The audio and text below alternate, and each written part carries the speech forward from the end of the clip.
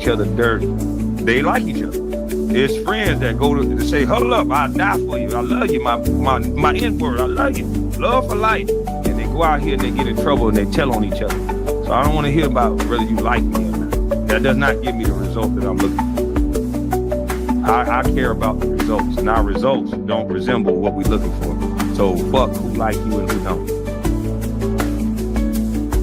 Well, I think Jeffrey Epstein was referring to the fact that he believes that Donald Trump talked to Michael Ryder, who was the Palm Beach police chief. Let's talk about it. In 2004.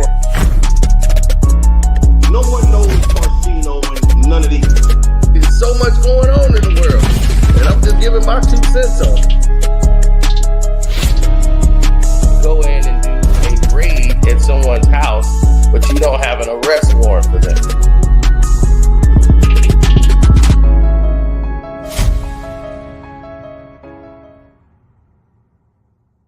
All right, so that's that on that. Now, let's get to some fun stuff. Let's get to some stuff that everybody like to hear and see, goddamn. Let's play a little bit. Let's play time, not goddamn. Yeah, forget all that serious stuff. We don't know what we talking about anyway. Go listen to Roland Martin so he can jump in their ass. Jump in their ass. How you say it, Roland Martin? Paul.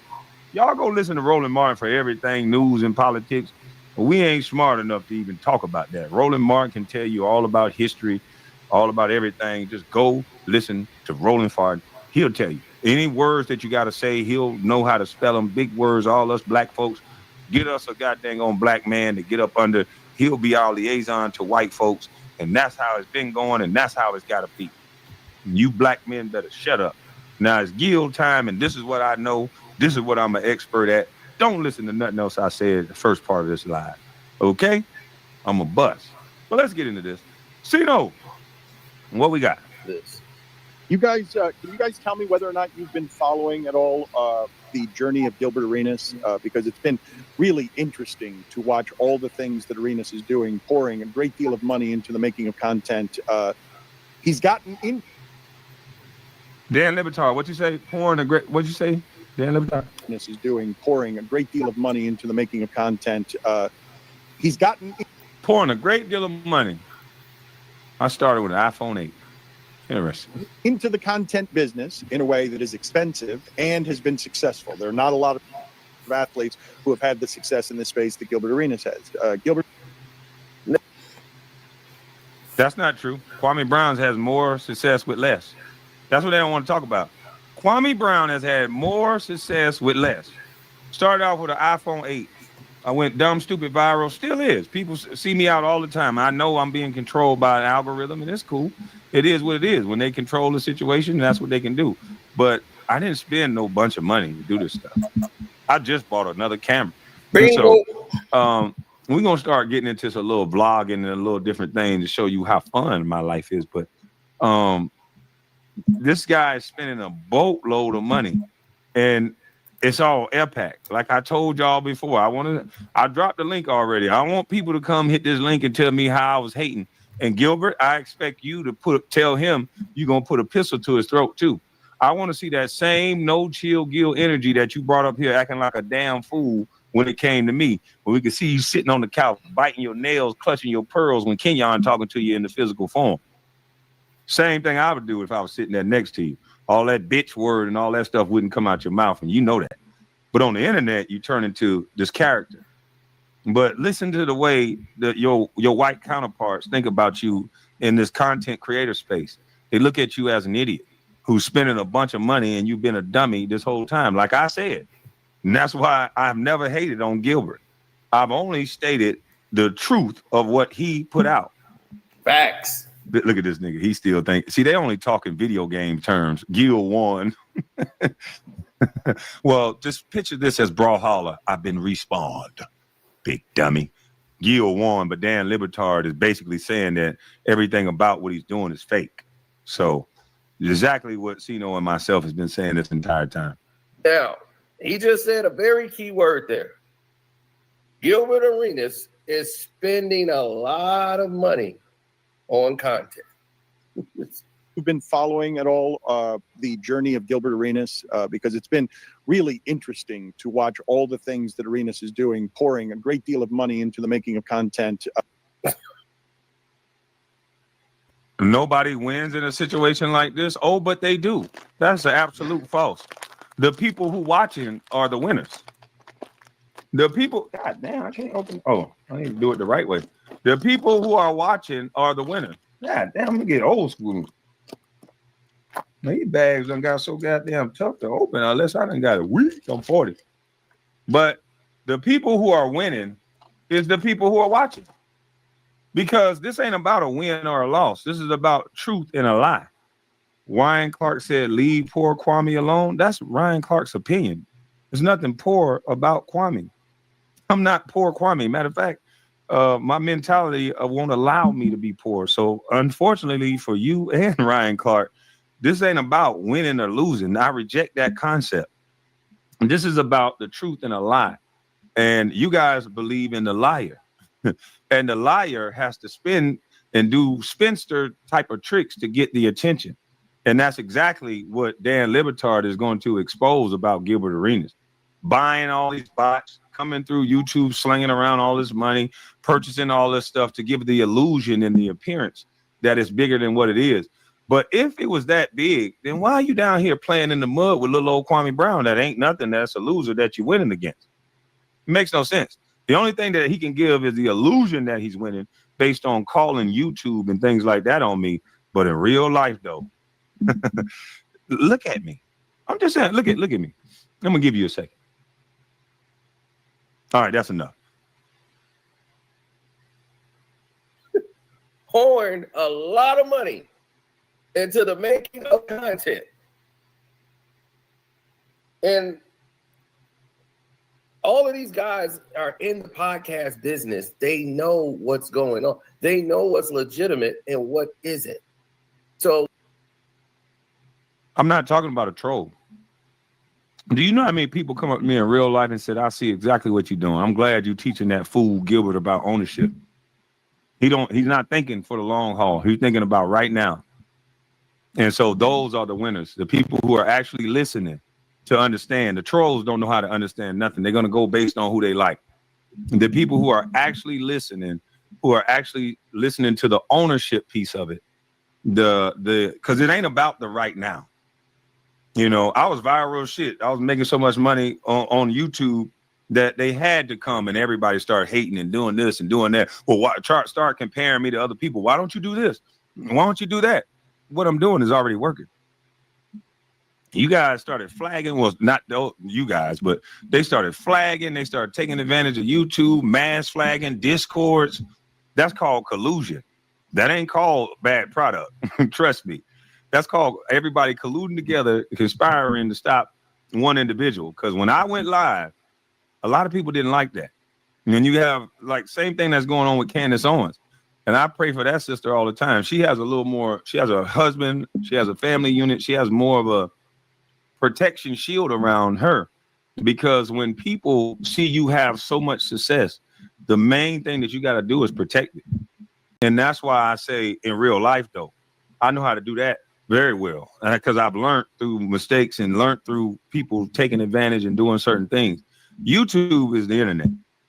I don't get too invested in this as much as I should, because it's the internet. And when people take a dislike to you, they'll try and do anything behind the scenes, and that's what's being done. But in real life, the things that I can get my hands on and control and have laws and things to protect, that's what I've been focusing on. But I do need to focus back a little more on YouTube, because I've been focusing a little bit too much in real life. I got to find that happy balance, because I'll go days without, going on my main channel. So we got to figure that out. But I think what Kenyon Martin said in that last video, that those guys were drunks, and Kenyon Martin is right on the couch next to a guy that's been calling me a drunk. Kenyon Martin said 2 drunks. I wonder why he would call this guy a drunk. And number 2, the buying of the traffic. Gil is smarter and move more successful. Gil is smarter at tricking dumb people. And I hate that you fall up under that category, dumb person. but everybody else can see through the pan for everything. I'm not with all that. But let's let the video finish. When they seeing him trying to buy his way to the top, they know it's like, okay, you're trying to generate interest and to get into all the algorithms. You're cutting up all these shorts. You're spending a lot of money to spread yourself all over YouTube and just saturate the entire market to let people try to believe that you're bigger than what you actually are and fool the masses. So once again, someone else is exposing and bringing this to light. And he's going to bring to light the real reason Gilbert Arenas got suspended for 50 games. And now, yet again, it didn't come from Kwame Brown. It didn't come from me. It came from somebody who's in the space. So Gil ain't going to respond to them because they white. And that's a 100% fact. Gil gonna put that goddamn white boy voice on if he do say something. What do you mean? I bought bots. That's not true. Gil, why you ain't gonna act like a thug? Yeah, your energy ain't the same, and I can't never respect it. His energy not the same. I don't give a damn who say something about me. My energy don't change. I'm not gonna look. What is the difference between a white person and a black person? Just the tone of their skin, just their complexion, their hue. I don't see no difference. You're a human being. You say something stupid, I'm gonna say something stupid. We're gonna get stupid.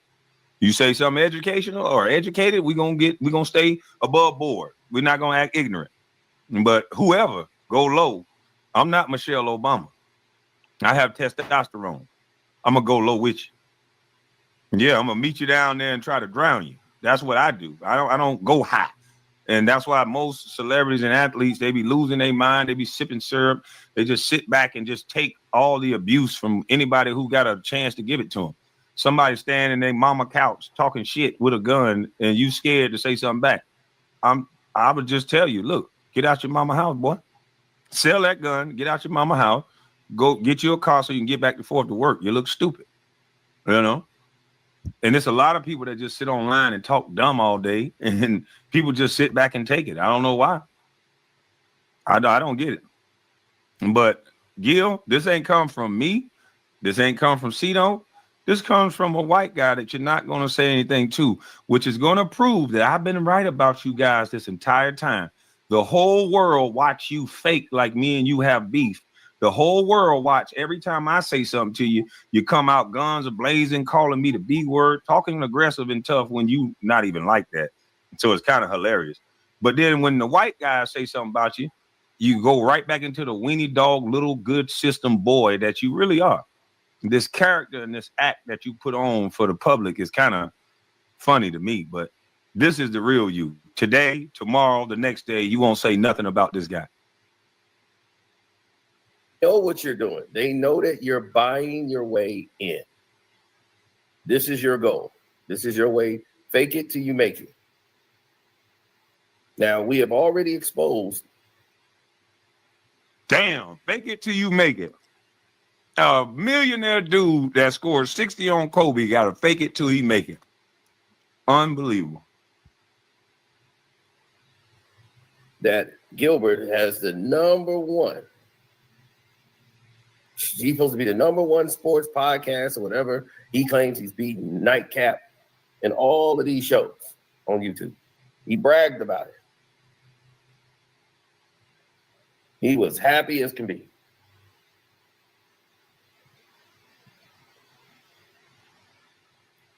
But Gilbert Arenas is nowhere near any of the top podcast shows. None of them. If you need the proof, we'll bring you here.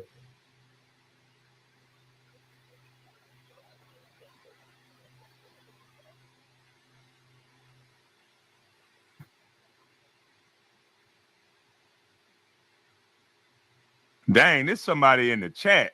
He said, salute, Kwame. I live in Columbia, Maryland. I know all about Gil's issues with the law in D.C. We used to bump into his bum ass at Dream and Platinum nightclub all the time. No, but he don't go out. He ain't no drunk, Doug. He ain't no drunk. He don't go out. He don't do nothing wrong.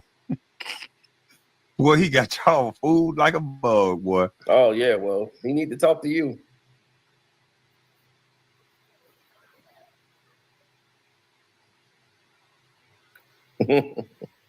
Yep. But look at the podcast shows. Let's take a look.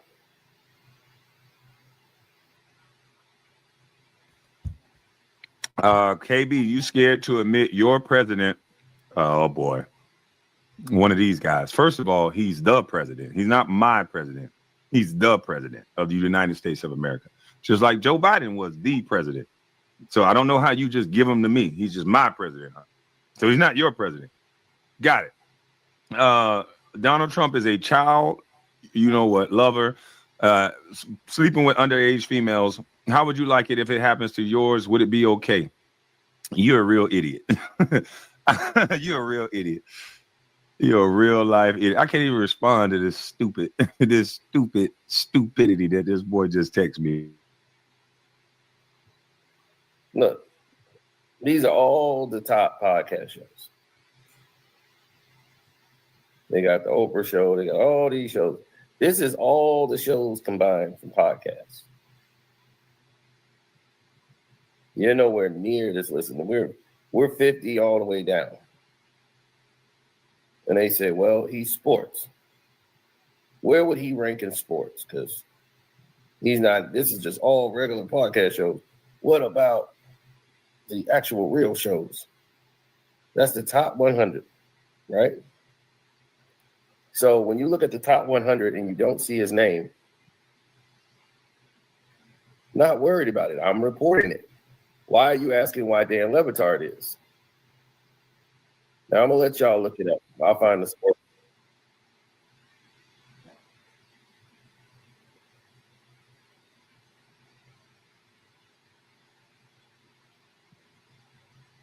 Hold on.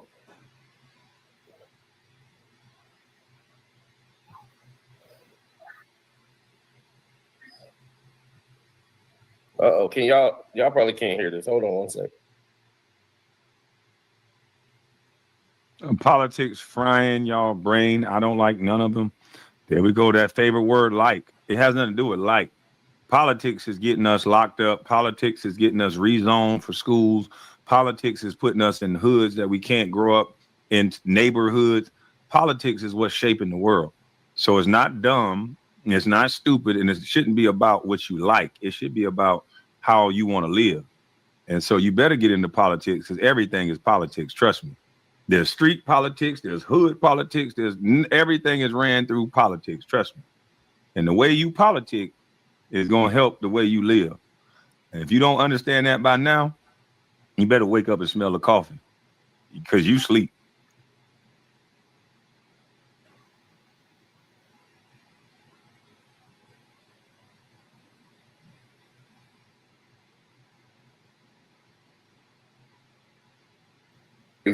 To watch all the things, the journey.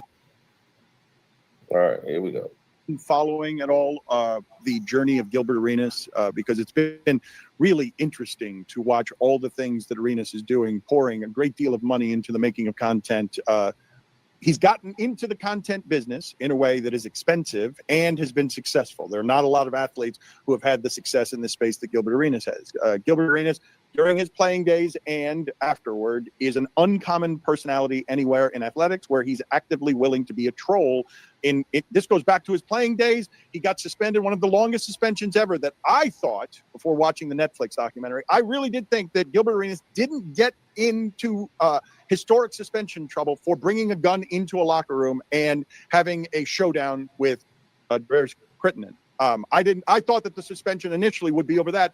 And then I thought, no, the reason that he got that long a suspension is because while he was still playing, while they were trying to figure out what to do with that, he came out and did a gun celebration with finger guns, and then he got yanked off the court. But it turns out after watching the Netflix documentary that the reason he got suspended for that, he says, is because he was just on NBA planes going back and forth all over the place with a bunch of guns. That's why he got the 50 games. This is why he's been very quiet about everything, because that's the real reason why.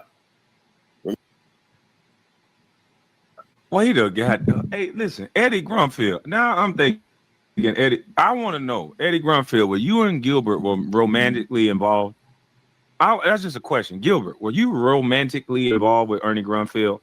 Because you wasn't that good of a player for you to be able to break federal gun law and to fly on a goddamn. Do you know how much time most people would have gotten?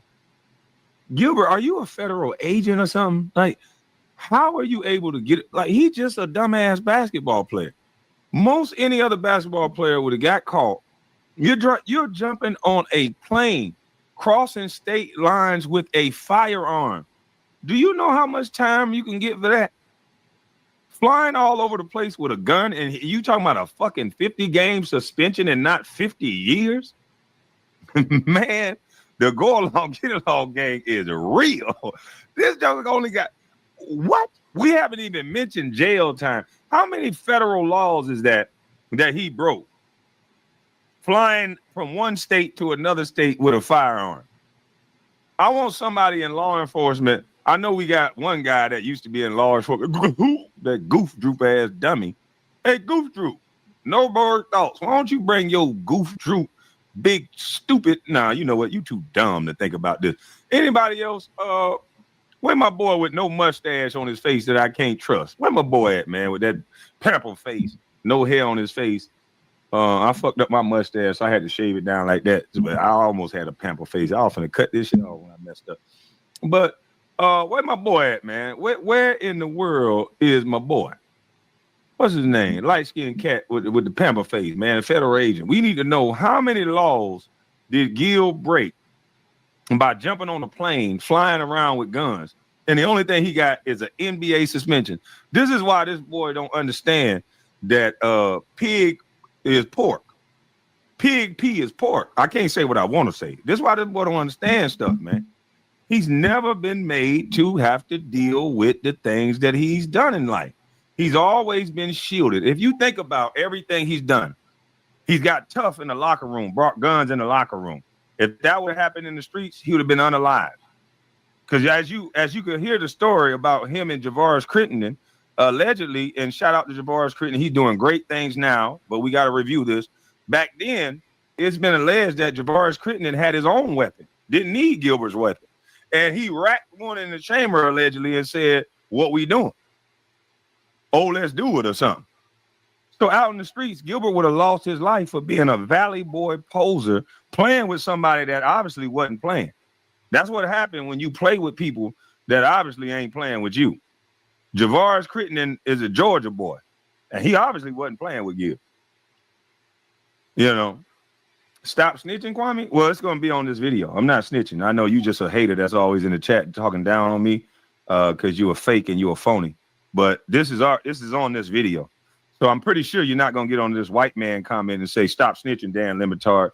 But thanks for being a sub, you weak punk.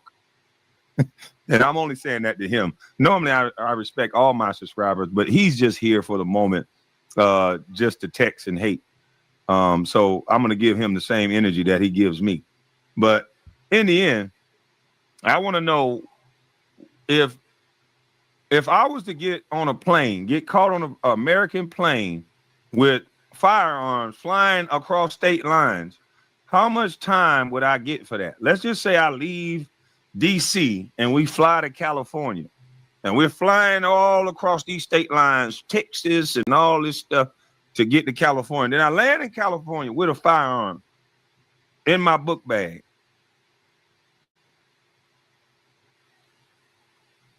I'm just saying. He said a hit dog will holler. First of all, I'm not a dog anymore. Ask my girl. Second of all, I didn't holler. I responded to you. So these little childlike comments that you have don't really work on me. You're a grown man. You responded. You said something to me. You made a statement, and I responded. There was no hollering, clown. Tell us what you did back in your NBA days. No. I already told you what I did back in my NBA days. I said it when I first went live. I was quiet, tearing some ass up. Remember I said that? Now don't ask me again. Remember, he says, "Carcino, find out the real reason why." That's the real reason why. He got 50 games, and they were going to void his contract if he challenged it, because he had been flying back and forth on planes with guns. And they were going to void his contract.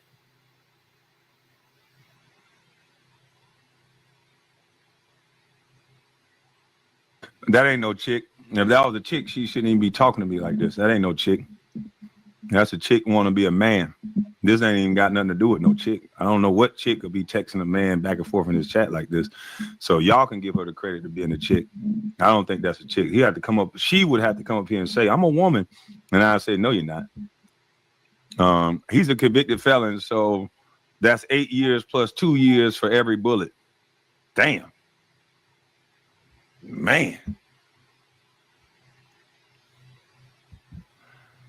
You subject to the charge in every state that you had that illegal gun in federally. Ooh, oh. So every state has airspace. You telling me every state he passed over, he's subjected to a crime, a federal crime in each state that he passed over.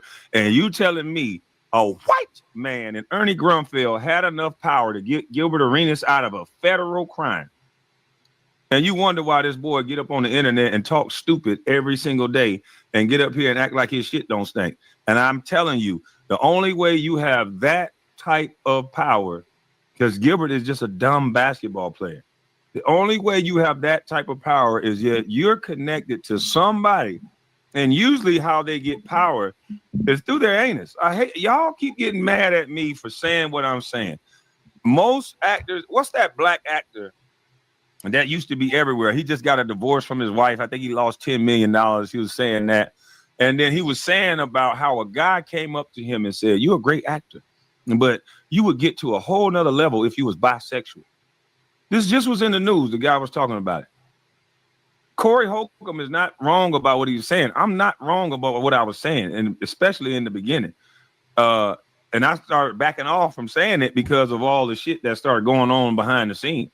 And when I called out Lil Nas X sliding down to the Devils, you know what? I told it to Ryan Clark. Maybe that's why Ryan Clark is alluding to Gilbert Arenas winning, because Ryan Clark told me to my face, I would never say something against the LGBTQ. And I'm like, I didn't say nothing against the LGBTQ. My first cousin is gay. I have no problem with gay people. And my cousin will tell you the same thing. Anybody, any man, any adult should have a problem with little children reading books about having sex. Any adult, any red-blooded man or woman should have a problem with people trying to impose things on children. And that's all I said. But Ryan Clark admitted that he wouldn't say nothing. And so me and Ryan Clark are just two different type of men. And that's okay. I'm going to say something. There's no amount of money. There's no amount of fame. There's no amount of nothing that I want that I would not say something about the most innocent among us. And so that's me. I'm not worried about money. I'm not worried about all those things. If you believe in God like you say you do, you wouldn't be worried about things that you know is right within your soul. But most of these men, they're not men like they claim they are. Being a man is more than just beating people up. Being a man is more than just going out to make money. Being a man is when it's decided on a decision that's right and wrong, and everybody else could be over there saying you wrong. A man gonna say, I don't give a fuck what you saying. Y'all are wrong. And you're gonna stand on that wrong, and your strength will make other people say, you know what? He's absolutely right. I may have not been strong enough to say it in the beginning, but I'm gonna come over here and say it now. This brother is right. So those of you men that think you're men just because you go out and get money and checks from white folks and you acquiesce to things, and you're going to leave a world to your sons that they can't even live in, that they can't even try to say, hey, girl, how you doing? What's your name? Without a female trying to make it seem like they're creeps. And you're going to leave a world for your sons that they can't even live in. So kudos to your scary ass. Kudos to all you scary ass men that just sit back and do nothing because you're selfish and you're worried about the money that you make. You're worried about everything that you got. You're worried about all your accolades. You're worried about everything about yourself. You're living in fear. And that's you. And that's your life. And good for you. Don't tell me about God. Don't tell me about nothing else if you living in fear. That's the first sign that you a lying son of a bitch, is you living in fear. They were going to void Gil's contract and he would be gone out of the league. So David Stern told him he was going to be gone. Now, when he did that whole incident, bringing guns in the locker room, he wasn't even suspended by the president of operations or general manager, Ernie Grunfeld. Ernie, nope, he didn't see nothing wrong with anything Gilbert was doing. Didn't even suspend him. He couldn't do no wrong. So if you're not going to suspend this man for bringing guns in a locker room, you got the man still playing basketball game. Then, I might can help you with this. I fell in love with a girl one time when I was young, so much that I could see no wrong in what she was doing. And guess what? That behavior came to a head. She just disrespect you anytime. And I think that's what Ernie Grunfeld is going through.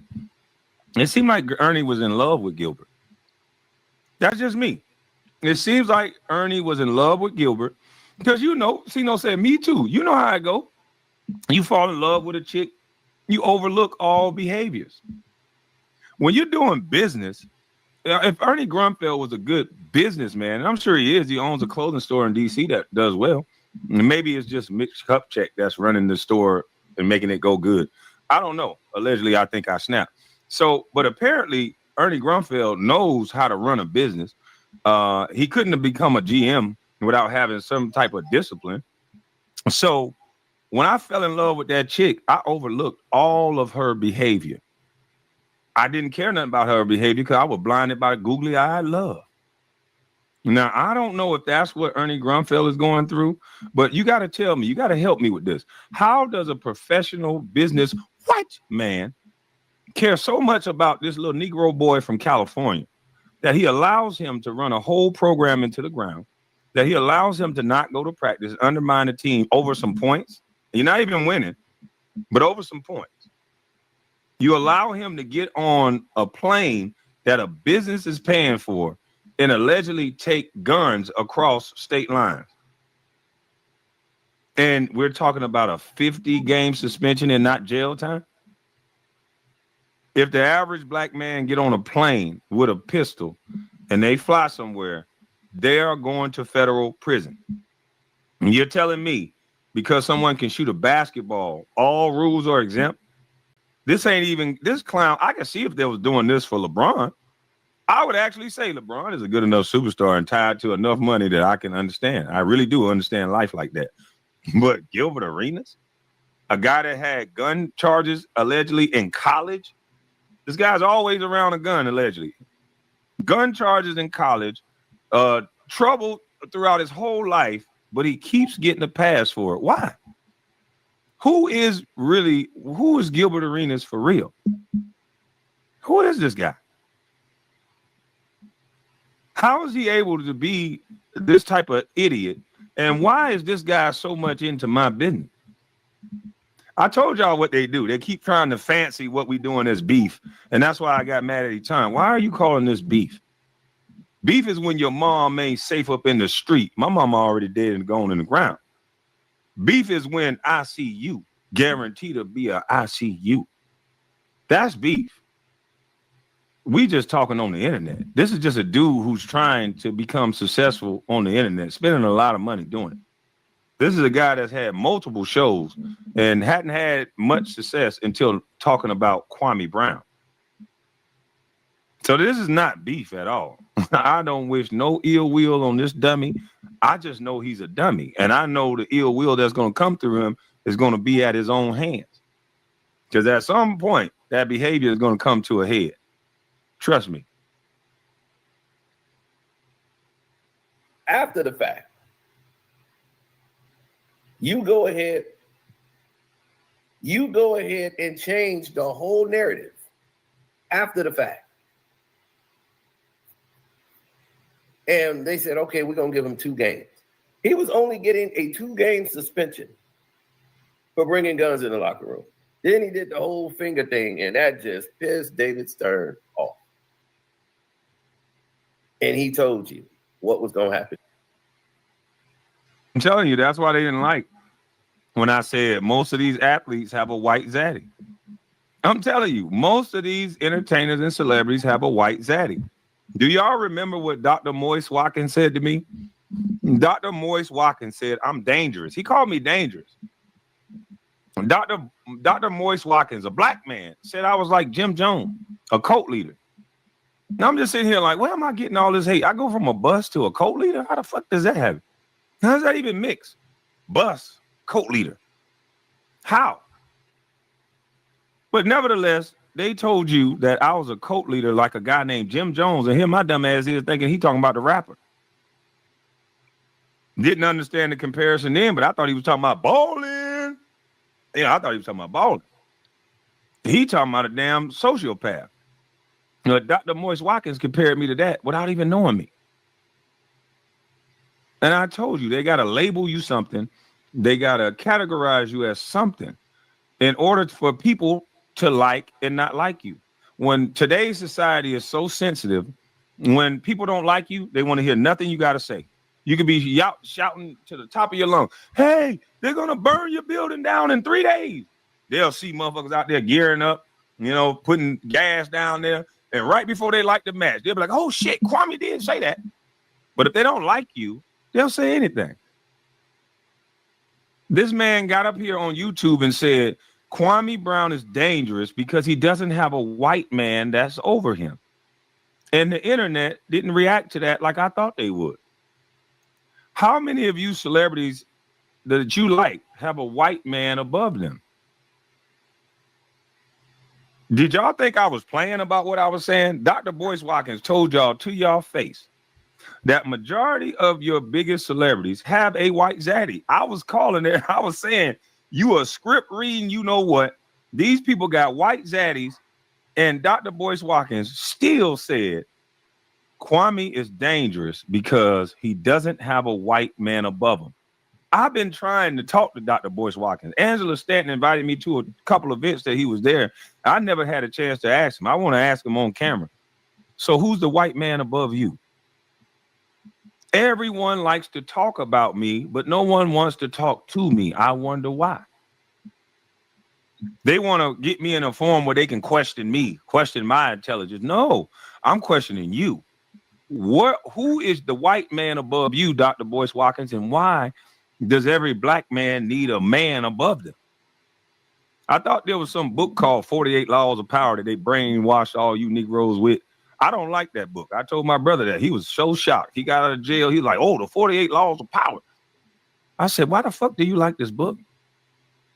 Don't outshine the master. Who the fuck is your master? I don't understand these rules you guys learn.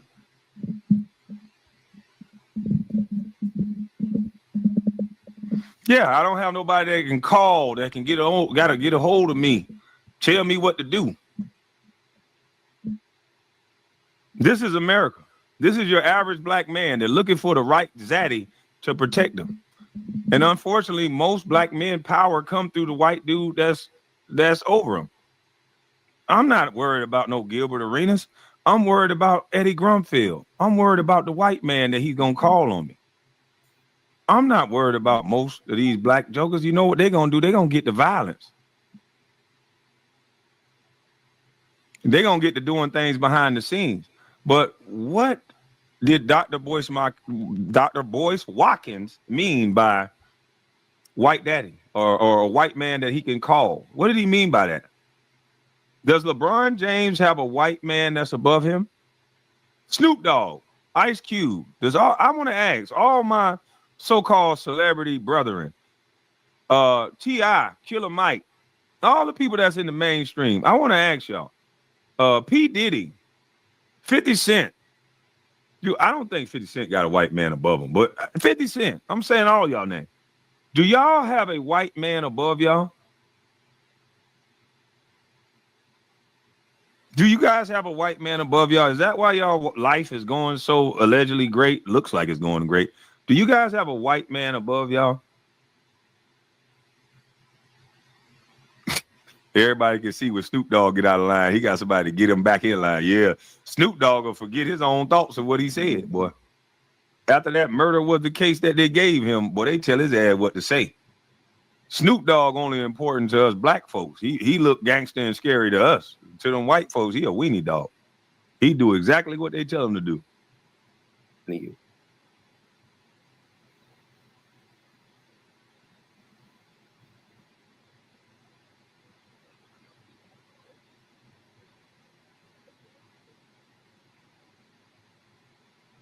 He told you.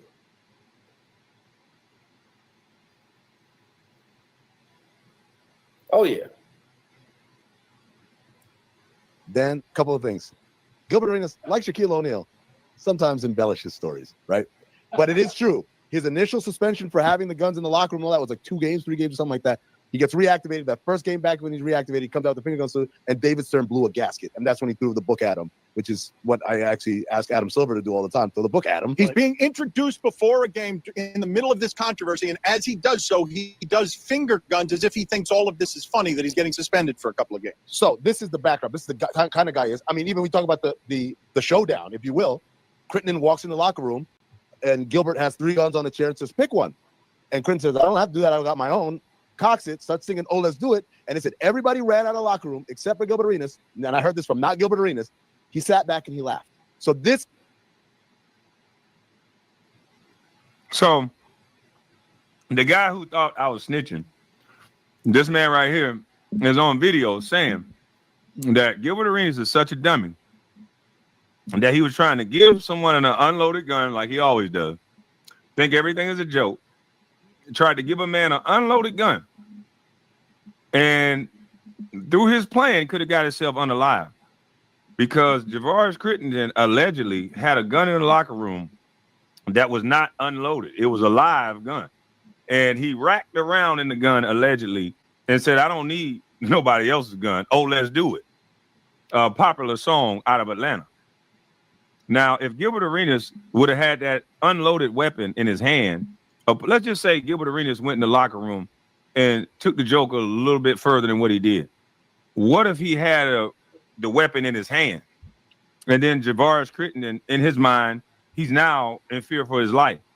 And then he pulls out a weapon and now it's shoot him up, bang, bang in the locker room. Gilbert could have got unalive for playing. Javaris didn't seem like he was playing. I don't know why any of them had guns on their person in the locker room in the first place, but that's allegedly the story that happened.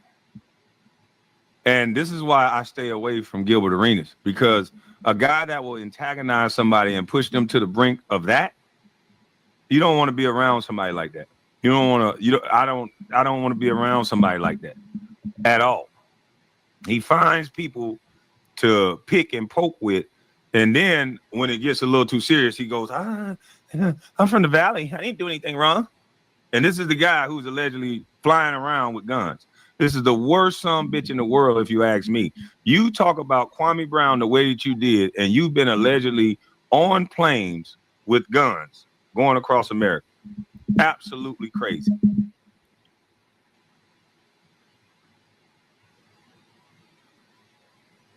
Could have got himself killed for being a fake dummy.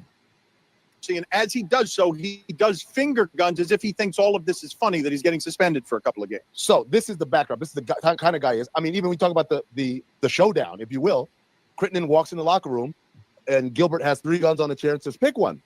And Crittenden says, I don't have to do that. I got my own. Cocks it, starts singing, oh, let's do it. And it said, everybody ran out of the locker room except for Gilbert Arenas. And I heard this from not Gilbert Arenas. He sat back and he laughed. So this is the level of troll, ladies and gentlemen. He's willing to die for the joke, right? Or at least he was when he was a player. When Gilbert retired, I said, this guy would be great on TV. The problem is he's Gilbert Arenas. He plays by nobody's rules. We had him on the jump one time. Our producer sat with him for 40 minutes in pre-show meeting. All they were doing was going over words you can't say. What about, can I say this word? No, you can't say that on TV. No. They finally landed on douchebag. Can I say douchebag? Fine, Gilbert, you can say douchebag. And then he proceeded on the jump to work the word douchebag into every single answer of every question thrown at him. This is a Gilbert Arenas who at another time could never exist on TV. But because of the great equalizer of the internet, he's become a massive star for all the reasons of rule breaking, of being a troll, of all these things, have allowed to be a massive star. Now, here's the deal, Dan. We got the gambling scandal. And this is him talking about the day he learned, maybe I should stop trolling. Me trolling my own case, and I'm ready to snitch, right? And then I'm looking at the case like, all right, Chauncey, Rozier, the fuck is that doing me? What happened is we're getting ready to go on the show. So I'm like, am I gonna mess this moment up? Am I gonna mess this moment up, right? So what did the lunch bag say again? Informant lunch. I didn't know, because I'm reading on real time and then going on the show.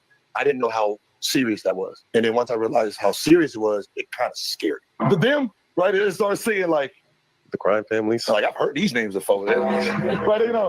Like I'm watching you because I watch Datelines and I watch all this mob. So I be watching like okay, got an argument at a restaurant.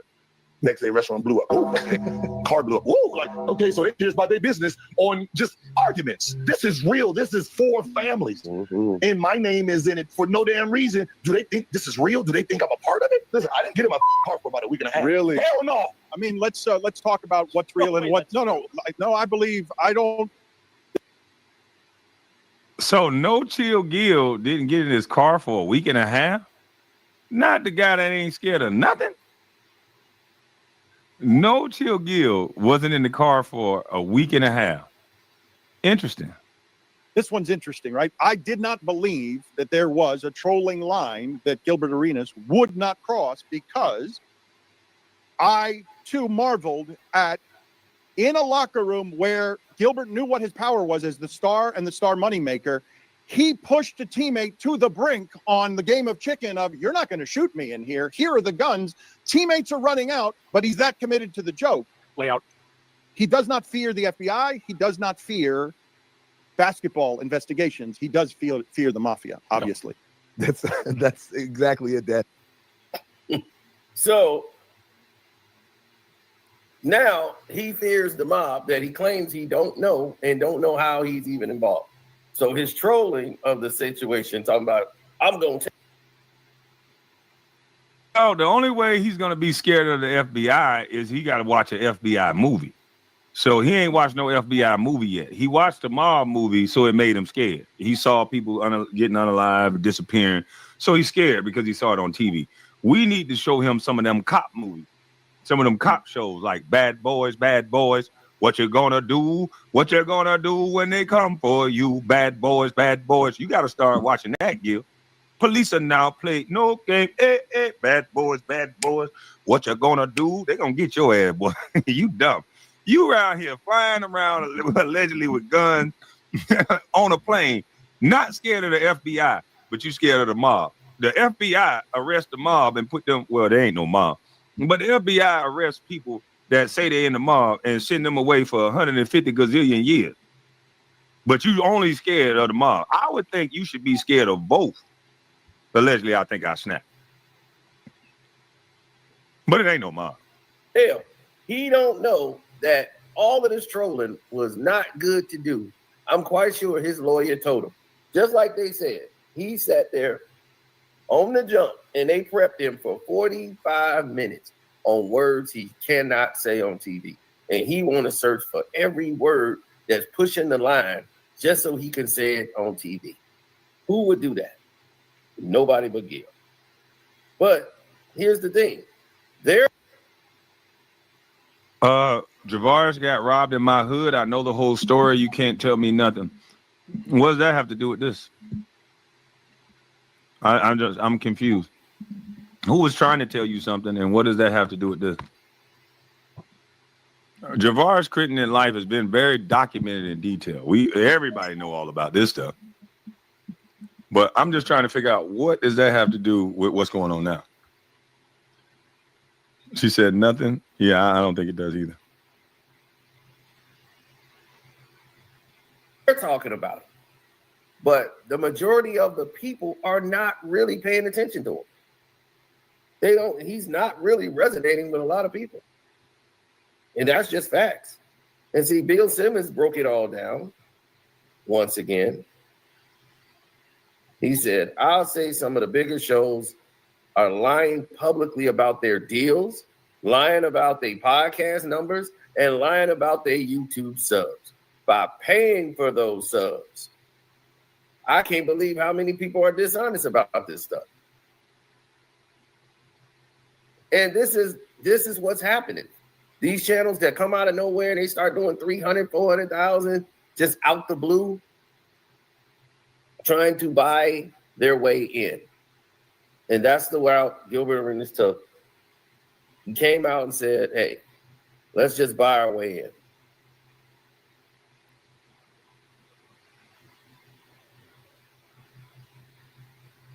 Yep.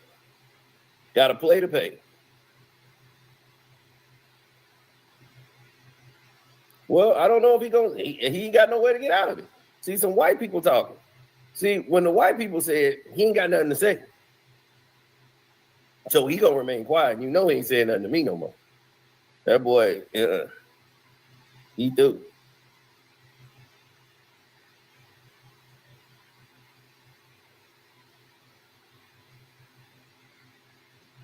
Yep. No one's gonna review it. Yep. Review that behavior because that's exactly what he's talking about. Now, let's take a look. These are the top sports podcast shows. Bill Simmons, number 2. Pardon My Take is number 1. There's no Gil's Arena nowhere in sight. Now, how can the number 1 show on YouTube not be in the top for the number 1 podcast show? It's not even in the top 50. Nowhere in the top 50.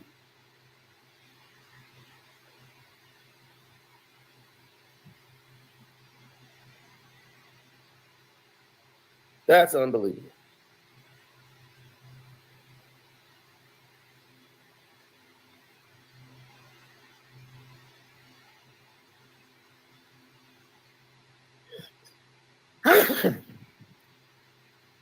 Absolutely. No shortcuts in life, Gil. Well, see, here's the thing. He's throwing a lot of money at it, meaning that underdogs were throwing a lot of money at it. See, Underdog was throwing a lot of money at it because they thought they were getting something special. Underdog Fantasy thought Gil's this big name. We're going to put this money up. We're going to get a lot of people to sign up for this show. We're going to build a studio in Gil's house. That's saving us money for having to build a studio somewhere else in like a building where we got to pay rent. I noticed something, boy. These Gil detractors, they get quiet as a church mouse when that truth come out, boy. They do all that capping and yapping, and then I drop my link and say, come on up here and tell me what you talking about. Come on up here and you know, let's talk about what you seeing. Oh, you just hating on Gil. Oh, you just this. I've never hated on this man a day in my life. Got no reason to hate. I simply stated from the beginning, all this bullshit that y'all was listening to this cap dude talk about basketball and all this. I just don't want this dude talking about me. He's too stupid to talk about me. He's going to say something different than me every time. I don't want him talking about me. I don't want nothing to do with this dude. Now, a dummy that would have that much money and that much privilege will put guns on a plane allegedly and fly it around and potentially get prison time while you're an NBA player. I think he's fucking stupid. A guy who came into a position and said, I want to be an international pimp. I think he's stupid. I just don't think I need to be around a guy like that. So you guys can give him everything that you like about him, that he scored on Kobe, that he, oh shit.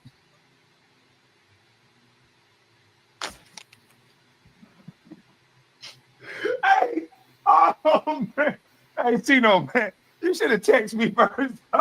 What the fuck is going on?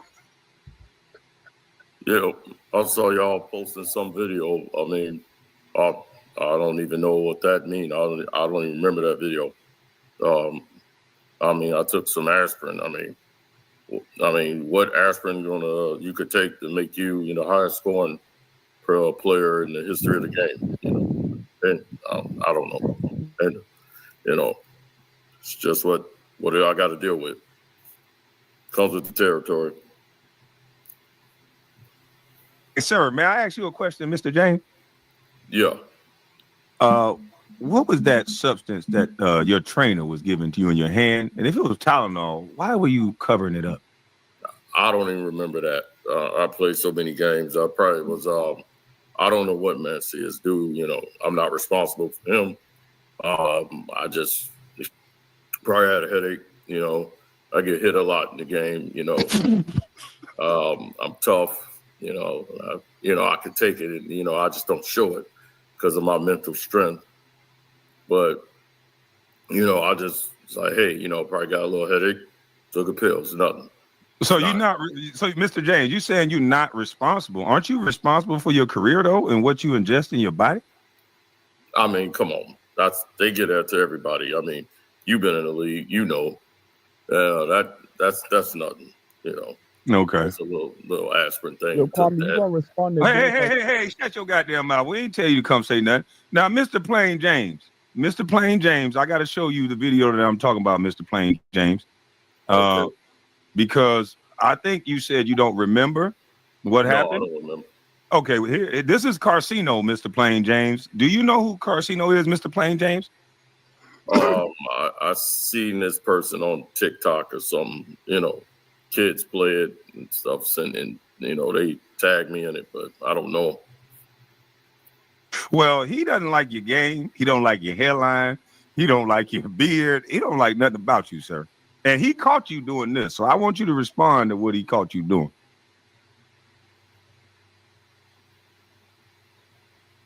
What was going on with LeBron James back then with that pill situation? It was going to come back around. It's coming back around.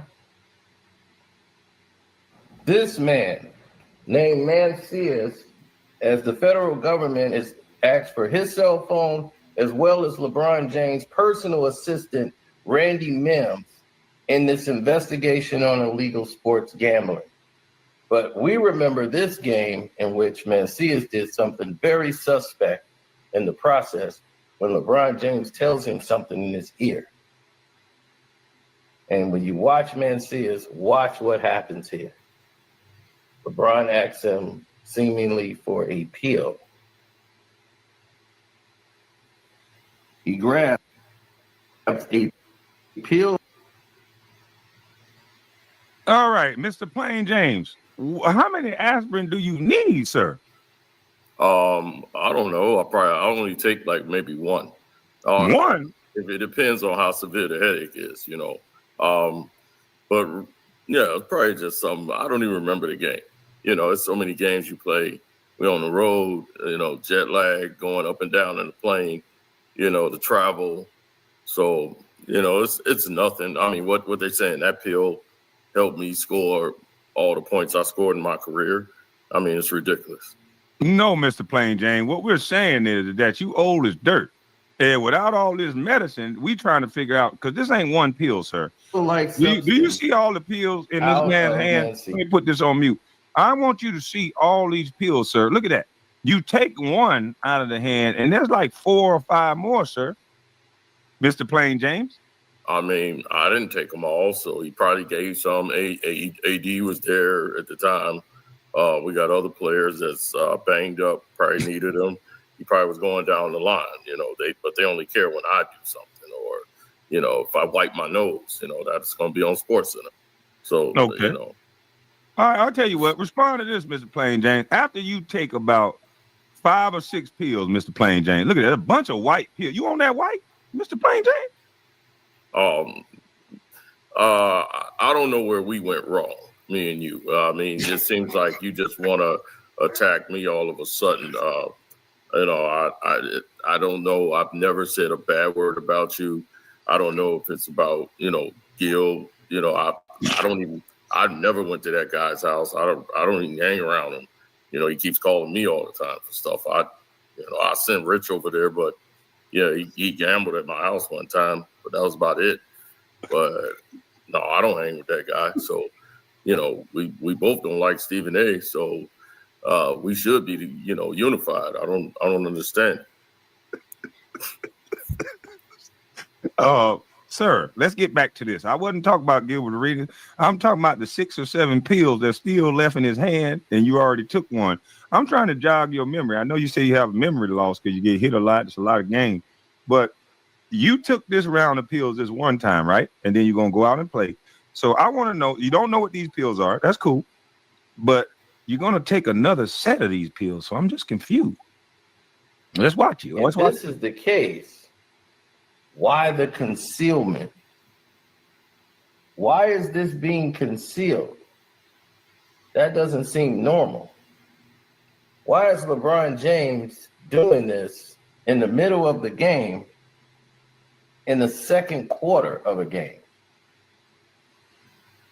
And now they're coming for that cell phone, buddy. This thing is going to lead to a whole organization of problems. And no one in the sports world even covered this and treated it like it was anything. As he goes back to his business, LeBron act like nothing happened. I'm just going to chew this like a Tic Tac. It's nothing. Look at LeBron. Here we go. Ball's hit. Here he comes. Yeah, I'm jacked up. Back in the game. Boom, here he comes. Boom. Boom, boost of energy. Yep. They call a timeout immediately. Look, he's jacked up, ready to go. Yeah, I'm pumped. Yeah, that's right. That's how it go. Yeah, you see AD? That's how you do it, AD. Yeah, you traded. And now, here comes this trainer again. Brian looks at him and says something else to him. Like, hey, give me another one. He just took one. I need another one. So the trainer goes, I got you, Mr. Brown.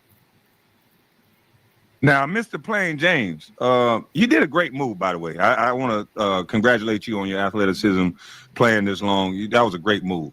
Thank you. You're welcome. Why did you need another pill? Did something tweak on that move?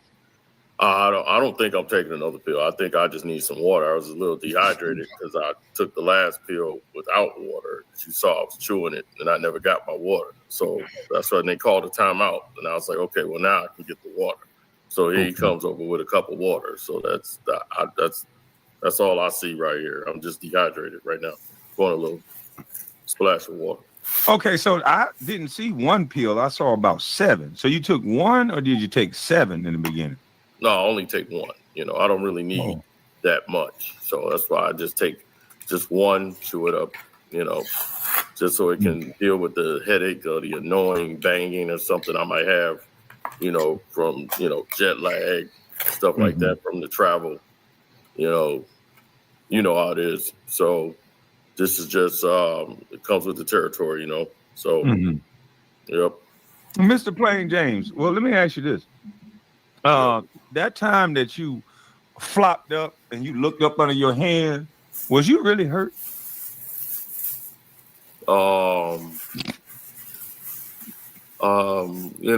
Hurt for me is, it's a difference because, I'll be hurt, but I could deal with it. I have a tolerance for pain where I could just suck it up and get through it. But, people at home watching the game, they just can't see the pain you're really in. My left ankle is, doctors told me, man, like, really, if I play like 5 more games, it could just fall off. Oh, Mr. Plain James. Well, if that's the case, why won't you just retire? You got all your money. You got your beautiful wife.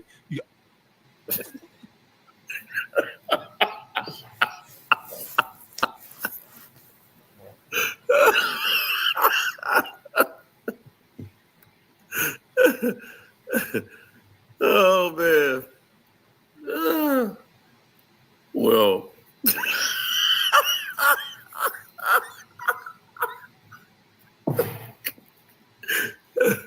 Well, I would, but when it does happen, I'm documenting everything. So, how Jordan had The Last Dance, I got one coming out called The Last Chance. And I want to make sure my family and everybody get to watch the journey as I do The Last Chance to go out here and, show the world one last go of LeBron James before I exit. Man, I'll tell you what, I do think that's a beautiful ideal. That a guy like you, that Mr. Plain James, that'll make a documentary with Last Chance, when you take away other people's chances with Homelander Jr. How do you feel about taking away Quincy Oliveira and the young man down there from Texas chances with your son being in the NBA? Well, Ronnie is, he just had. No, it's Ronnie. Your son named Ronnie. Yeah. Well, he's a great kid. I mean, but now he's a man now. But He is knowledgeable. He's like a sponge, man. And the way he get more reps working with the guys, the first unit, he could turn up and do some good things, But I'm watching him getting better and better each game, and he's picking it up. And the more he's out there, the better he's going to get. Wait a minute, Mr. Plain James. You said that he was getting more reps with the first unit. He had 0 points. Well, there's other ways to contribute. He's the way he dribbles the ball. He's taking a lot of pressure off the other guys, bringing the ball up, and he's guarding another guy or he's standing in front of him. So they don't have to stand in front of him because Bronny's there standing in front of him. So that alleviates someone else having to do that and take that task. And, he can get a ball to somebody else. That's another guy you could pass the ball to, and Bronny could just pass it over to somebody else. So, yeah, he does a lot out there. Well, if you mind the game so much, sir, how come your son don't know the game? Well, Bronny knows it, but he can't get a lifetime of knowledge, and this just his second year, Bronny's just, he's kind of learning, you got to remember, there's a lot of new guys from what we had last year. So he's learning the game as he goes along with the new guys. And, it's kind of hard. You pretty much got the same team, Mr. Plain James. Well, he was in the lineup. He's out the lineup. He's in the lineup. He's out. It's hard to build that rapport, Okay. You've been in the league. Like to build on what you said, Mr. Plain James, is that Bronny is doing other things that don't show up in the stat sheet. Everybody wants to know, Mr. Plain James, are you going to be able to do that now that Luka and Austin Reeves got the Beach Boys going? They're playing well. Are you going to be able to come off the bench or contribute something different? Maybe play some defense. Come off the bench? Yeah, I'm just asking, Mr. Plain. Come off the bench. I mean, would you want one of your main weapons coming off the bench? Well, Austin Reeves is a better weapon than you right now, Mr. Plain James.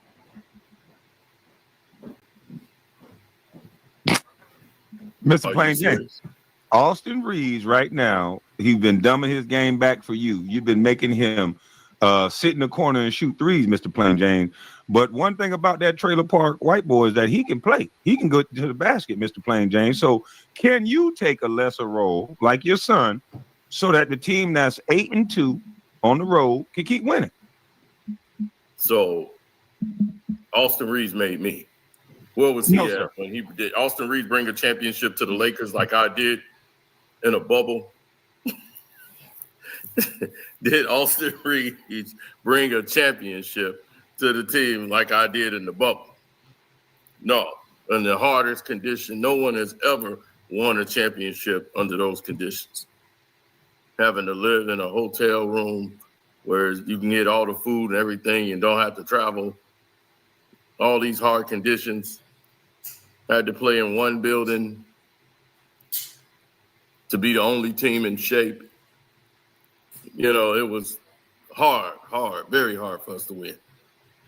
Maybe you didn't understand my question, Mr. Plain James. I'm going to ask it again.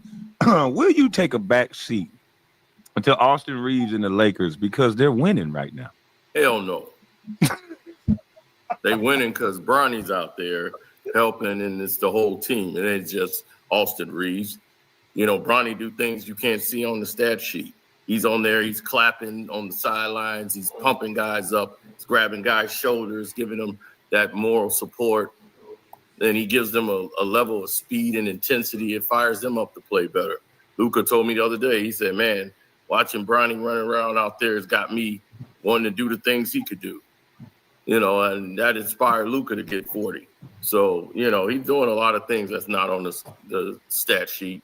He brought, JJ Redick a cup of coffee the other day, just because he said, man, I think you need a cup of coffee, coach. These are things that show up that really matter to a team to bring the team together. So I would credit Bronny and a lot of those young guys out there. Bronny don't get the credit he deserved, just like me. It just comes with it. Well, I appreciate that answer. So what do you see, Mr. Plain James, what do you see you and the Quakers doing this year? Oh, this is the last chance. So we're going to go out win a championship, and bring one back to LA. Mm-hmm. Yep. Okay, so will you think this puts you past Kobe and MJ if you win this championship with yet again one of the greatest talents on the court in Luka? And so would you be his sidekick, or are you going to be the lead show and it's going to win because of you? Well, I think we're going to win because we're the greater team. I'll never say I'm greater than MJ or Kobe or anything like that. I got enough class to never go down that road, but I do feel I'm the greatest player ever. So that's just, the way I feel when I play the game. Other people might say different. That's their opinions, but I would never say I'm better than Mike and Kobe or anybody else. But I do feel I'm the greatest player ever. Mr. Plain James, you got accused for stat padding a lot against the second unit. Do you think you're a stat padder? I'm just trying to compete. That's it. I'm trying to compete, trying to win the game, no matter what's the score on the clock, so what the numbers say. I'm just trying to make it happen. We're down 100. I'm still be fighting. Yeah, I noticed that in the fourth quarter when you're down 100 and the second unit get in, you're still in the game. Why are we not saving your legs for a game that we could potentially win? Man, I just want to inspire those young guys that's on that second unit that you got to fight no matter what. You got to have that fire. Because without that fire, you're down the stretch when it's a close game. They know I'm going to be right there to probably choke it, but I'm going to go for it. Okay, let me ask you this. Have you ever heard of a guy named Pale Sonnen, who's a legend that you guys have the same drug guy? Never heard of him. The UFC fighter, Pale Sonnen. Never heard of him.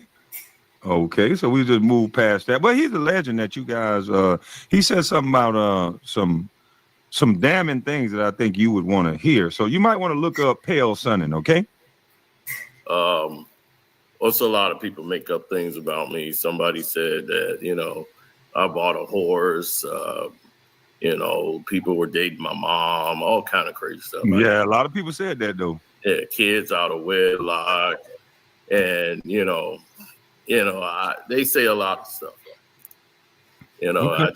We just keep our blinders on and keep looking forward and staying positive, Well, all that stuff, they say it, and that's it. People can say anything they want. Mr. Plain James, why is your left hand shaking so fast with the mic in your hand, sir? I'm a little nervous. Had a lot of coffee. Okay. Well, hey, I thank you, Mr. Plain James. At this point, we're gonna have Mr. Carcino come up to the podium. We're gonna give you a chance to bring Mr. Cino up because I'm sure he's gonna have some rebuttals to what you're saying, Mr. Plain James. And so we thank you for your time. You're a great player, Mr. Plain James. Thank you. I know this. And your son is great too. I know this also. And make sure you send a check to Kwame Brown Bus Life LLC. Thank you, Mr. Plain James, like you do the rest of them. Thank you, sir. Yes, sir. All right, we waiting on Mr. Cino to come up here. All right, now if that King Meech, yeah, hey man, that was some hell of an impersonation, boy. That's cold. Hey, somebody in the chat was like, "Man, my wife was listening to him. She thought that was LeBron James." How in the world did you get him and Gilbert down so good, man? I don't know. It's just, I guess, from just listening to him. Gilbert has like this whiny, complaining, dragging voice that's annoying. So his was easy to get to. Man. So what do you think is going to come of this? I still don't think nothing really going to come of it until he retires. And I really think Windhorse or Windhorse, the white guy that he disrespected, that longtime friend of his, I think that guy is going to be the one that keep pursuing this story. Well, he's not going to go down the road with this. Mm-hmm. He's still under the Clutch Sports, so they're not going anywhere. These guys here, they never going to put out anything on LeBron because it's like the NBA shooting themselves in the foot. Why in the world would they want to do that? They're the only sport that wouldn't. Like baseball, they don't care. They'll destroy Barry Bonds, A-Rod, all of them, they'll destroy it all because nobody's bigger than the team, the organization. So they want to make sure the organization is what's important because we always going to have players come and go. NFL, same way. The logo matters. The team matters. NBA is the only sport where they preach the player means more than the team.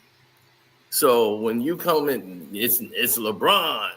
Whatever LeBron want to do, the Lakers, Luka, they don't care about the team. It's always about the athlete. So the Bulls, you think people cared a damn thing about the Chicago Bulls? No, they cared about Michael Jordan. They were Jordan fans. He was transcended all the teams. So that's what they do. Each team, Shaq, that's it. It's all about the identity of players. And it's like, well, they don't have helmets on. That's why the NFL made the rule, like, keep your helmet on. They want you on that field. Do not take your helmet off on the field. We want your helmet on at all times because we want them to see the logo. We want them to identify with team. And that's why they stay successful. And that's why the family business, because it's always going to be new players that come and go. And the NBA used to be somewhat like that until MJ. They used to be somewhat like that. But I do understand your point. I see where you're going with it because, and that's what Gilbert alluded to. I kind of agree with what Gilbert was saying in some regard because you started to see the slippage. Like I went to Memphis. And I played with Rudy Gay, and I would see the difference in how they would approach the thing with Rudy Gay. And it's like they started treating players that they pay or they're about to pay as little children. They didn't ask them to do the same thing that they did before they got the money. And I think that's what's ruining these teams. Like, just because you pay a guy, you're from an era that Isaiah Thomas, whether he got 1 million or 20 million, Isaiah Thomas is going to give you whatever he got on both ends of the floor. And that's why you respect them. That's why I respect them. What is this new thing with players pretty much admitting that I don't do that? I don't play defense. Because this entitlement came in because of the era that they live in. It's accepted. Everybody has to respect mental health. They have a session, like if you're having a mental health day, like if your body is breaking down, you can go into a corner and sit by yourself, and the team has to allow. Man, stop playing, man. No, it's a real thing. They actually got a woman that makes $300,000 a year that the government is paying to host these seminars where they actually do these things. At NBA teams? NBA does it too. They hire this same women that come through, and then she holds these sessions to help people deal with the problems that's going on in the world, like society, like black people feeling like no one's judged. They got white people there in this room also to make them not feel racist. What the? That sounds stupid. NBA, it's real stupid. And the NBA has these same programs there where it's like, hey, you want to come here? You having a mental health? We have a mental health specialist, and she'll sit them in the room and says, what do you feel about this? And, no one's judging you here. And if you feel like you need to say something or you want to judge somebody, you got a quiet space. You could go sit in the corner and not be bothered. Modern trainers say too much stress causes injury. They got degrees in the subject. Man, you always listening to somebody that can't do what they talking about. There ain't no degree in that. If you can't handle the stress, take a different job. And that's why so many people can't do what we do. And there's other jobs like being an attorney, being a doctor. I'm not going to be able to do that because I'm not going to sit up and read all night where it takes to be that. So I just think it's a built-in excuse. And so let me ask you this. With the NBA and Gilbert and a lot of these people, because they're openly saying this now, 3-and-D players and classifying people as rebounders in this. It's my belief that all the top players within the next 5 years will be from overseas. Because it's already there now. Yeah, they're teaching them how to play basketball, though. Yeah, we're at 180 players right now. It's 450 jobs, people. And we're already at 180 players from overseas. 180. When Michael Jordan was playing in the 90s, it was like maybe 12 altogether. Now they're 180. The NBA is getting ready to, I'm going to tell everybody to move. When LeBron got into this, we're going to buy this league and compete with the NBA, they're trying to impede on what the NBA was getting ready to do. The NBA is finna buy a EuroLeague. EuroLeague is finna partner up with the NBA, and they're going to create a whole new league. This is where their money is. So a lot of their European players are going to be over there, and they're going to have players that don't get accepted. They run out and they want to go play overseas. They're going to be over in the EuroLeagues. The NBA EuroLeague is getting ready to take place. They're looking to merge together. So this is a thing that's been in place. The pandemic slowed it down, but this is what the Paris Olympics and everything was about, to get the people out there more, get teams out there to London. They want to really get this EuroLeague off the ground. And here come LeBron come in with Joker and got with this other guy. I was like, that's not going to kick off. That's not going to happen. I already knew that wasn't going to happen. Once you're going to combat the NBA and go against them, they don't have the infrastructure or the resources to do that. And it's rather start up again all the problems with the financials and everything that the EuroLeague had, the NBA can come in and facilitate. So they're going to do a partnership there. Eventually, that's going to happen, people. You heard it here first. It's going to go down. And LeBron, them, they were going to get just obliterated. So with all of this coming out, and it's just weird that all of this came out when LeBron started talking about him and Maverick Carter finna go buy this team. Next thing you know, they bring up Maverick Carter and his gambling situation. So that's automatically finna eliminate him. So he had to pull out. And they said, oh, we out the deal. It's like, of course y'all out the deal. You can't get busted for gambling and legal gambling and then come back. I don't know what the hell. You can't have it both ways. You can't have it where you got to bust it for illegally gambling here, then you want to go start a league overseas. That's not a good look. And that's for Maverick Carter. And, he's LeBron's business partner, and both of them were coming in together. So now they're out of it altogether without any explanation. And now we have all this come out. So wait a minute, they're out of what, They're out of buying their league, their Euro League. They was teaming up to do with the Joker. No, they're not doing it no more. Oh no, they out. I bet they out. Yeah, but see, they were out before the news broke, and then when all the news started breaking out. Mav had already cut his deal earlier, like he did his about I think a year ago. He cut a deal, and they asked him, did he bet on the Laker games and bet on any games with LeBron or the Lakers? And you know what he said? I don't remember. Oh, wow. He told the federal government, I don't remember if I did or didn't. And they accepted that? Yep. And he took a plea deal because they were investigating somebody else. They weren't investigating him. They just stumbled on to him because that same guy that they were investigating, he was basically the bookie. So they got his name out of the book too. Like, hey, that's Maverick Carter, LeBron's guy. So they went and brought him in, and he admitted and he paid a fine. And, he can't really, I haven't seen Maverick Carter around since then. Oh, really? Yeah, he's been gone for about a whole year after that. So he's already admitted to what he was doing, took a plea deal. So, but they asked him, did he bet on games? He said he didn't remember. Now, I bet the feds gonna make him remember. Yeah, he didn't say, oh, no, I didn't. He said, I don't remember. Now, that's crazy. You don't remember if you bet on LeBron and the Lakers games?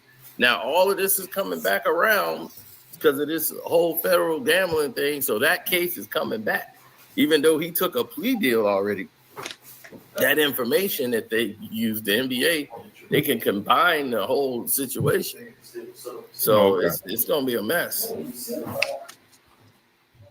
I still don't think none of it's going to tie back to LeBron. Oh no, they can't have it. It'll be on the trainer. That trainer that was holding the pill, it'll be on him. It'll be on Damon Jones. It's gonna be on Randy Mims again. Randy gonna be again? Yeah, Randy, that's your job. You gotta carry the bag. You gonna not just carry the bag, you gonna carry the whole load. He was the one that got busted in the steroid thing. This big fat dude talking about some, yeah, I wanted to lose weight, so the steroids was for me. Well, why the hell you wouldn't go to the store? And right.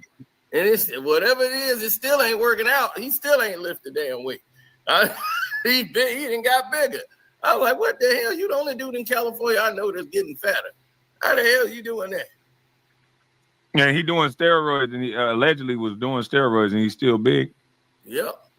He admitted to buying it for himself. Like, oh no, I was buying those for me. Illegally in the damn alley, they wasn't even investigating him. They were following the guy. They were following him. The feds was on him, and then they didn't know. They was like, wait a minute, who's this guy he buying from? It ended up being Randy Mims. And then the guy happened to be a former trainer of LeBron James, who LeBron said, oh, he was training my wife, not me. So he threw it on Savannah.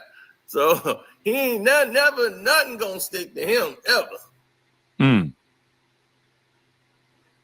That boy, he can be on tape. They caught him on tape like Dana White slapping somebody. He gonna be like, no, that was my brother. That's my half brother. There you go. LeBron don't even talk to his half brother. LeBron got a half brother? Oh yeah. LeBron from his mom or his dad? On his dad's side. Why don't he talk to him? Because it's LeBron. He don't want him to exist. And the guy's like, man, dog, I ain't did nothing to you. Like, what would you be mad at me?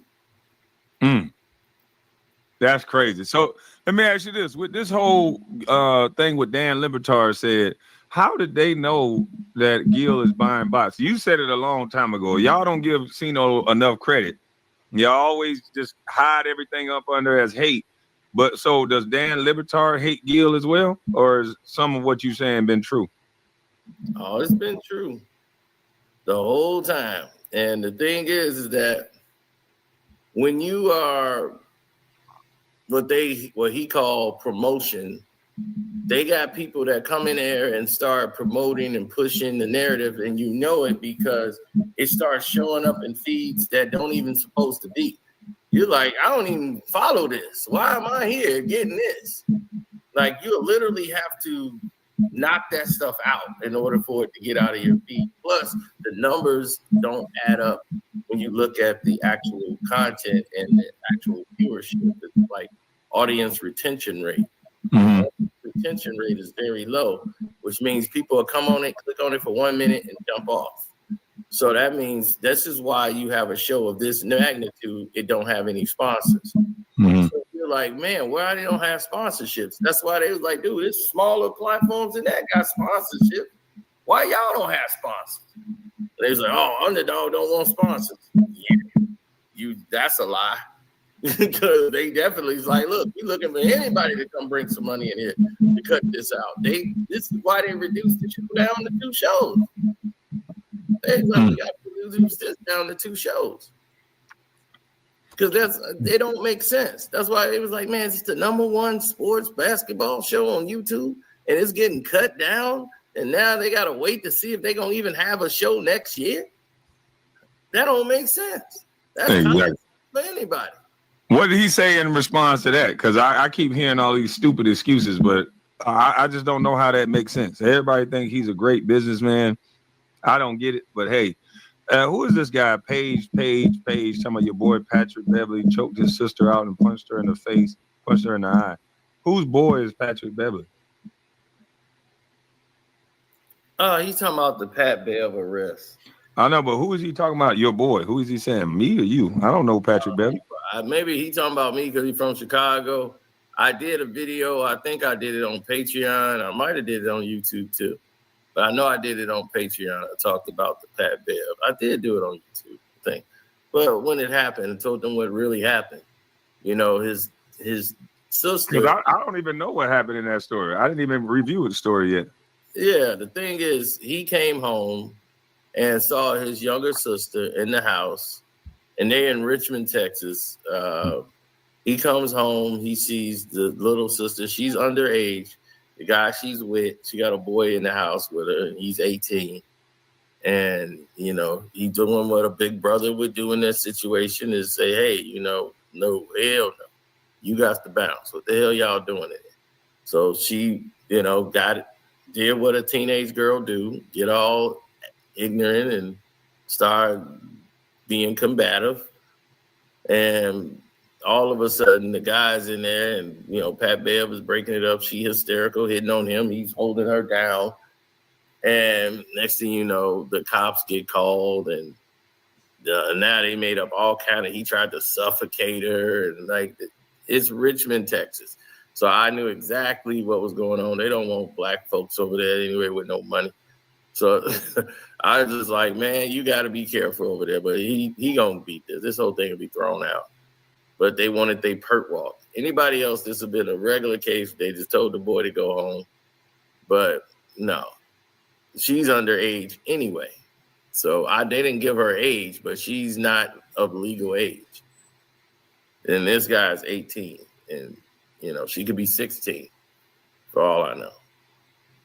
Yeah, that's crazy. I don't know who that was, but yeah, but he came home and saw, you know, she ain't supposed to have no guys in the house, and she is all in the home alone.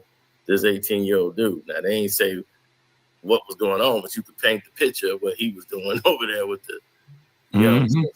So. Right. Yeah, so that's just an unfortunate situation. I don't know why he put that in my chat, because any real man can be subjected to that situation, and we don't know the full story. We haven't heard his side yet, so we'll see. Patrick Beverly don't seem like he turned down no smoke, so I'm sure he'll tell us. No, yeah, and that's why. But going back to this Gil thing before we got distracted, but this is why people are looking at his numbers and saying this looks pretty funny. Plus, when he goes live on his other channels, you get to see it. It'll say 300, then it would just jump to like 4,000, just out of the blue. Like 4,000 people gonna be in your chat and your live stream. Like, come on, now you've gone too far. Like people who way bigger than you can't get that, and all of a sudden here you come with 4,000. I got 15,000 people in the chat. Ain't no if 15,000 people are watching your live stream, you gonna be ahead of Nightcap. You gonna be ahead of First Take. You're going to be ahead of every sports show out there. You can get 15,000 people to be in the live stream of your live podcast show. So is that why they slowed up my channel like that? Because we used to do that easy. Oh, yeah. I mean, they slowed everybody down. If you not connected to these groups, they come right in and they start slowing you down. The left is real good for it. Because a lot of these people got power at YouTube. And YouTube right now is in a power struggle with anybody who got YouTube TV. You know, YouTube don't like to pay money. And the fact is that when you see a situation like what they fighting Disney right now, for all the people who got YouTube TV, y'all know what's going on already. They got Stephen A. Smith sitting there on TV. Hey, if you go to this website and you report, hey, I want to watch the games. They got these people on SportsCenter. Pat McAfee told them to their face, man, I ain't doing that shit. Doing what? Yeah, I'm not doing that. And that's what Pat McAfee, where he said that was because they can't, he's his own boss. Stephen A. and them, they got to say that on there at the end of it. Y'all go to click the website and tell Disney we want the games and all this, sign the petition saying we want it. Come on, YouTube TV is making them do that. And since they've had this partnership, like I used to do probably 30,000. I used to have 5,000 when I do my basketball coverages. YouTube told me, though, that's because it's more people now covering the games. So it's just, that's why I'm like, why would my views go down? It's just because there's more people covering the game. That don't make any sense.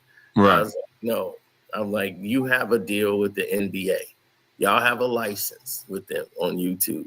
If they feel something on there is not promoting their brand and is hurting their brand rather than helping it, They contact you, and y'all don't even contact the person. Y'all just immediately go to restricted.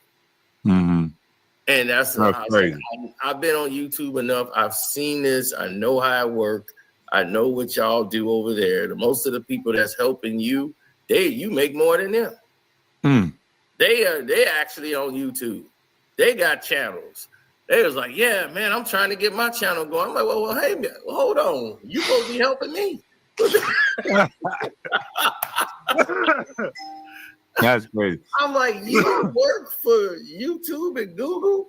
And Hold on. They pulled Stephen A off NBA TV or NBA Countdown? Oh, yeah. Well, he was going to be removed from there anyway. Why is that? Because Kenny the Jet Smith is taking his spot. Okay. Kenny Smith, that's why they was clowning him. They was like, oh, you traded on us, man. He was like, man, all y'all got commercials and everything. Shaq and Kenny. Chuck, he's like, Chuck Barkley was, man, I told you, Ernie. Told you, Ernie, Kenny was going to stab all us in the back. Yeah, so he done got every deal in the book. He got NBA TV because they like Kenny. Kenny is always the PC guy. He gonna make sure every time they do that show, the one guy gonna be PC is Kenny, because Kenny got all this money because he do all the investing, all these events, and he's always the PC guy. He gonna make sure everything is politically correct, and he perfect. So I was like, yeah, that's exactly who they want to do NBA show. So Stephen A, they've been trying to get rid of Stephen A, period, because they want him out of the NBA. And that's LeBron's. Why they want him out of the NBA? Oh, they wanted him out. LeBron wanted him gone immediately after that whole thing with Bronny. Oh yeah, they want him out. He want him. He was like, he can't go to no more Laker games. He's barred. He can't what? Go there. Yeah, he can't go to the Lakers game and cover the Lakers game. He's out. Wait a minute. Stephen A. Smith got ran up on and almost got assaulted, and he's the one getting the punishment? That's right. He can't. He's out. Well, the go along, get along gang is real, boy. Yeah, that's why he mad. That's why he mad. He can't go there. Let's get. That's why he rebelling. So all this. So if the Lakers, wait a minute, hold on. If the Lakers are in the championship, in the finals, Stephen A. is only going to be able to cover the road game. He'll be able to cover the game, like if he's working, because he wasn't working. He was there sitting sideline, courtside. Okay. He can't do that no more. That's done. He can't buy a Laker courtside at the Laker game. Nope, that's out. As long as LeBron is on the team, he cannot sit the courtside. Oh, that's crazy. No, he know it too. That's over. So if he was working for ESPN and they're in the finals or something, he's doing NBA, he'll be up there in the booth. Now, if he's doing his job up there in the booth, that's fine. But LeBron is not going to sit down with Stephen A. Smith and do an interview. And he wanted him kicked out. That's why he's been going so reckless on LeBron, because he know, hey, it's over. I'm done. The NBA pretty much took that from me, and they finna phase me out. So I'm going to be doing, that's why he's doing more political. I was told everybody he was going to do this move. He's going over there to the political side now. He's like, it's gonna get dirty for him over there, boy. Yeah, it's gonna get real dirty. He learning now. He can't do the same BS that he do in the sports world over there. They come right for you, boy. You can't play both sides. You gotta have to pick one and get in. When you got one foot in, 1 foot out, they gonna both join and link up to burn your ass. Yeah. It is not like sports world where you just say what you want and just keep it moving. I'm like, dude, you might as well go to the right, because the left look at you like you on that side anyway. He's too opinionated to be on the left, because he got to go through Roland Martin for everything. Exactly. And he ain't gonna call Roland Martin for everything. Yep. And now his main problem is he realized now his NAACP, all that stuff he was getting, his HBCU, he was, oh, wait a minute, they gonna rescind my HBCU. They were like, yeah, we don't like what you said about Jasmine Crockett. They were like, yeah, they gonna rescind all that. The NAACP gonna come right for you. Go along, get along, gang. And he an honorary Q dog allegedly, so they might take that from him. yeah, he was gonna be dishonorary. Yeah, he was like, all the money I donated to the HBC, they was like, yeah, they ain't gonna let you. You ain't gonna be allowed back. No speaking, no nothing. All that's over. So are they proving that it's a go along, get along game just because this man don't like Jasmine Crockett? What does that have to do with all this other stuff because he don't like Jasmine Crockett? Well, the thing is, he was like, "Oh, I love her," and now he love her. He didn't apologize. He did everything in the book. I bet he do love her. Yeah. Oh, I love her. I'm just making a point. I just don't agree with her and her approach on how she went at Trump. I'm just saying, like, you got to get along. You got to learn to work together. That's what I was saying. I just didn't like that part, but I'm gonna apologize. So, and like she said, I don't even accept that apology. Yeah. She came out and was like, I don't even want your apology. Well, I ain't accepting none of it. I don't even know why he did it. He looks stupid now. Yeah. Now you got Jamel Hill that went in on him. I also to do that video. She kind of didn't go in on him. She kind of went on both sides of the story and said, but as he goes from the thing with Beto, she was like, yeah, Beto did kind of go too far saying I'm praying for his downfall. But she's like, yeah, Stephen, like, she kind of got a point. Now, she know about what happened over there, and it's like he did a whole lot of things behind the scenes.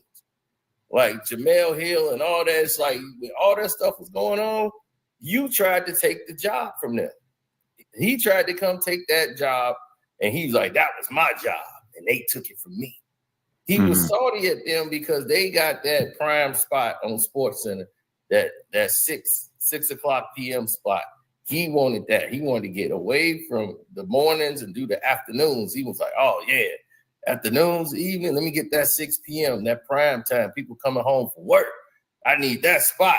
So he was promised that. And then he said something stupid on TV about a woman, and they came and took all of it away. Every time Stephen A. get in trouble, it's about saying something about a black woman. Yep. That's why he said, so we can't, our brothers, y'all gonna leave me hanging or sitting? Yeah, he said standing, and then he said sitting. He's like, we can't even disagree with a black woman one time. I'm like, no, that's what I was saying this whole time, Stephen A. You and your group that he used to lobby for, they want men to be obsolete unless you're in the community. The only men they put on TV is men in the community. A heterosexual man that just has an opinion, there's no room for you. And I don't think Stephen A.'s opinion was all that wrong. Like, to me, Jasmine Crockett, they make her look like the community so that people don't judge her behavior, because most of us are going to say, oh, she's one of us. And the sisterhood code is strong as I don't know what. If they feel that they are picking on her because she's a black woman, then they'll just go with anything she say and does. And I think that's what's going to happen. She might go up after this, I think. I mean, she knows share the same green screen house is funny. Yeah, man, that's what's up. We in the same studio. This is our studio. What you mean the green screen house? Right. Yeah, it's the same right. house. We doing the same show over here, Gil. And we ain't spending as much as you. Yeah, we're in Kwame's arena. Yeah. The black hole in Kwame's arena. God, no, man. Hey, but I wonder if he gonna respond to that dude. I don't think he gonna say nothing. Of course not. He white. He know. That's why they like Gil. He know his place. Mm-hmm. Yep. He ain't gonna question nothing. The white man said it. He only gonna smile greater. Mm-hmm. That's why I made sure I cuss everybody out. Everybody get the same treatment. If you disrespect me, I disrespect you. And I think that's why they like you. Like you say, they like Gil because he's a safe space guy. He'll come at me and say a pistol to my throat, and this guy, he won't say nothing. Yep. Scap Attack, he'll have a conversation with Scap Attack. It'll be the most respectful basketball conversation in the world. With me, it's like I can't play the game. I'm like, damn, I beat the shit out of Scap Attack. I'm like, what is that? What we basing it off of? That's why I know it's all about who we like. Yeah, me and Scap Attack supposed to have a debate. We was having some videos going back and forth about Isaiah Thomas. So he was like, I'm gonna debate you. I'm like, all right, well, come on, we can do it. Oh, they said Sino is ducking Scap Attack. Man, I could be the moderator. Tell him to come on up here right now. Yeah, he scalp attack and come right on down the line. Yeah, tell him to come on up here. He went over there and debated Gil on that I ain't even gonna say his name, on that thief show, that documented thief. Oh yeah. That dude that had the sticky fingers. Oh yeah, the alleged junkie. No, not that dude. Damn, another? Yeah, it's another dude. He got a sports show. He talks sports, and I think he got kicked out of college for taking had sticky fingers allegedly. I don't know. God damn, boy, he know how to pick them. Yeah, he stay around these seedy characters, man. Yeah, he'd be like, "Have you ever committed a crime?" Well, I was sticky fingers in college, but who cares about that? Exactly. That's what I'm saying. Everybody that took something before. What about you? Well, I had some, I was guilty of having tools to break in the house. I didn't actually break in there. They caught me before I did. I had a liquor bottle open in the concert area. Oh, well, that's nothing. That ain't even a crime. You got tools. What he do with the guy that had all A's and didn't do nothing wrong and he just the most qualified? What do you do with that guy?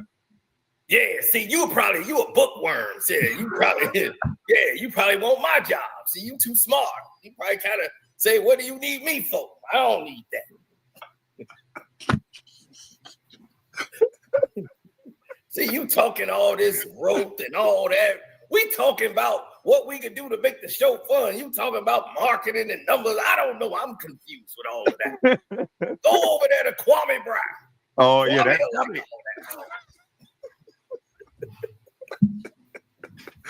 Hey, hold on. What they go cousin takes me? Man, that's crazy, man. Everybody around him done something, though. Oh, turn the alarm off. Okay, I got you. Everybody around him does something, though. And I think that's what he feels most comfortable. And now that we know, how are we talking about 50 game suspension and not prison time when you flying around with guns? Yeah. Allegedly. Yeah, allegedly, according to Dan Lebatard, he said that Gilbert said that on the documentary. I never watched the documentary. Me either. And he said Gil said it on the documentary. That's why he really got the 50 games, because he was flying around guns. And that was the thing he said on my channel when he came on and took the link and came up and said, if you can figure out the real reason I got suspended, that wasn't it. There was another reason they were going to void my contract. And he was like, I'll give you your props. And he proud of that, what it sound like. Yeah, he thought that was a flex. Find out the real reason they was going to kick me out the NBA if I fought it. He's like, you go to the union. See, that's what's wrong with the league now, all this entitlement. It ain't just LeBron James' fault, people. I'm going to tell you, this is Adam Silver's fault. Mm-hmm. They put him in charge.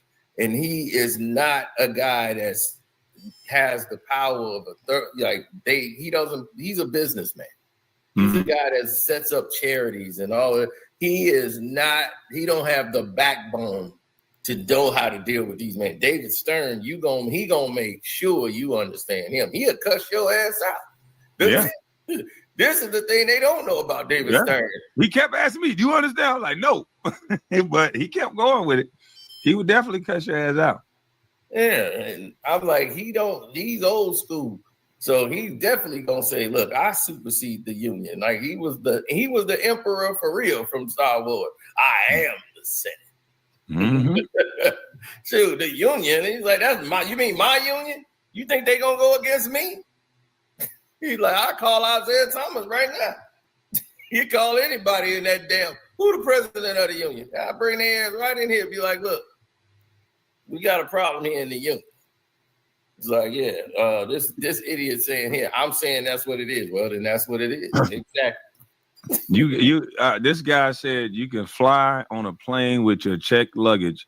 That if you try that, your ass going to jail.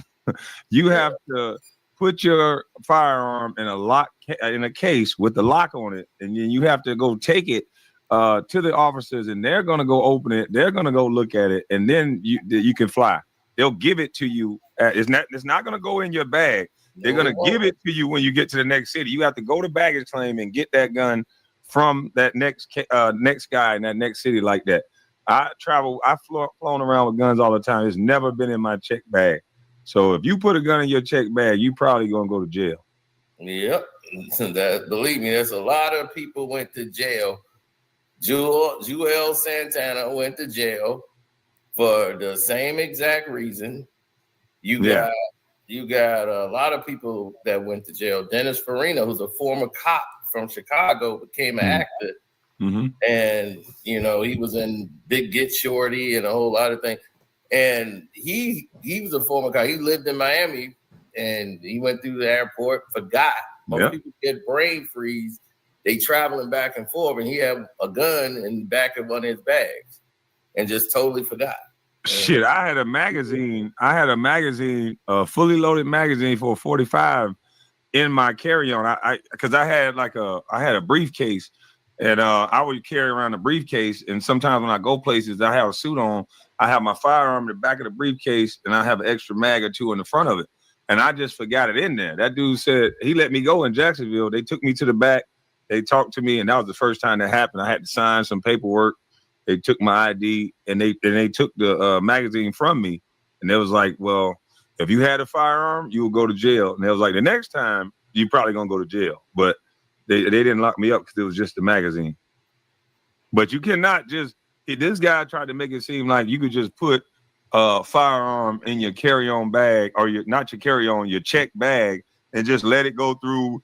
And then when you get to the next city, it's all hunky-dory. No, your ass is going to jail. You got to have that thing in a locked case, and you got to turn it into them. Yeah, Joel tried to run out of the airport. I'm like, yeah, good luck with that. Mm-hmm.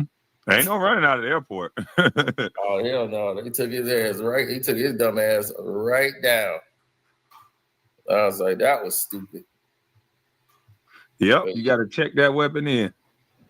But whoever that dude is on that four-wheeler, you have to check the weapon in. You saying that now, but that ain't what you said before. If you just put that shit in that check bag, you going to jail, bro. Yep. Straight up and down. Do not pass go.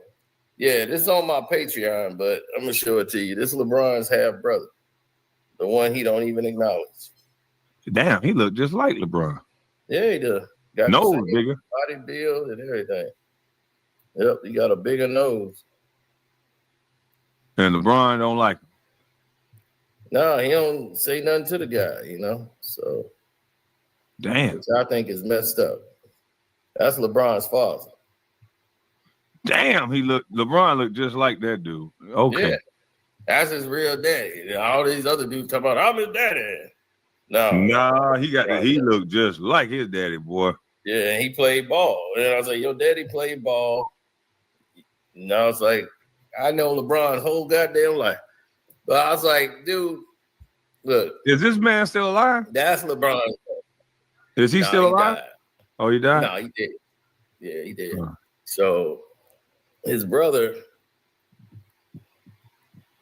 his name Aaron McClendon. Mm-hmm. And he got the same body as LeBron, every damn thing. So all this, he was built in a laboratory. He 101. We find out that's a lie. His brother built just like him. Yep. And he do not like the fact that he got a brother that's out here that look just like him. He just ignore him and act like he don't exist. That's crazy. That's y'all king. Did he ever give him a reason why? Did his brother do something to him? No, brother ain't never did nothing to him. Ain't never begged for no money, nothing. Nope. What does his brother do? Shoot, I don't know what his brother do now, but he was just coming out talking about his whole situation. That would suck, having a brother like LeBron James, the biggest LeBron James he never invited his brother to a game. That's crazy, man. To have a brother that big as LeBron James and he can't even go to his brother's game. Yeah, he won't even invite his brother over for nothing. That's crazy. Oh shit! I'm supposed to be at my appointment. Oh, I gotta go. My bad. They called me. Shit, I forgot all about it. My bad. All right, bro. All right, take care. Yes, sir. Man, that's crazy. We just saw LeBron's brother. LeBron's baby pics are fake. LeBron never exists. God, dog, man. Who is oldest? I don't know. I'm like Golden State. I never knew he had a brother. He had brothers and sisters. I'm waiting on you. Oh, I don't know if he got a sister either, but that dude looked just like LeBron. And I'm telling you, the media is probably the engine behind him not having a relationship with his brother because, it's a perfect situation already. Why would they want to bring something in? That's just the way they think. That's your dad. That's an outside kid. I don't know if LeBron James and the dad and the mom was married, but ain't no such thing as an outside kid. Outside of the marriage, my baby mama tried to say that about my daughter. I'm like, how is she an outside kid? You wasn't my wife. You're just like them. You're my mother of my children. So all of my children are the same. It's all family. It's not outside. I didn't go outside of a marriage and have kids. That what that terminology was supposed to be. At least that's what I thought. But apparently not. But we have this thing with Maverick Carter. I don't know if this video,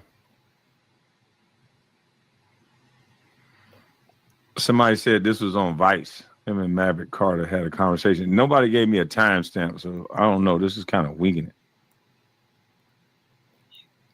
it. Outside or not, siblings are siblings. Yeah, that's true.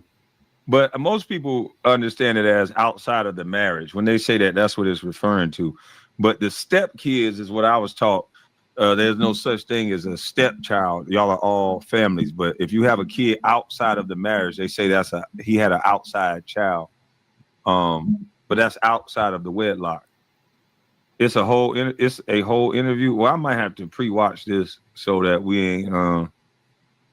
I might have to pre-watch this thing. Yes, LeBron's a senior in high school. It's clear he's going to go straight to the NBA. The next, I want to know where the gambling is at. Where he's talking about the gambling, because this thing is an hour and 30 minutes. I know y'all don't want to suffer through. Oh, yes, we do. And now y'all get to see. Hit the like button up, y'all. Get them like buttons up. Get that notification bell. Look on. Y'all getting the raw right here. Y'all having the livest live stream y'all probably missed. Now watch Maverick Carter throw LeBron James under the bus. Y'all saw LeBron's brother.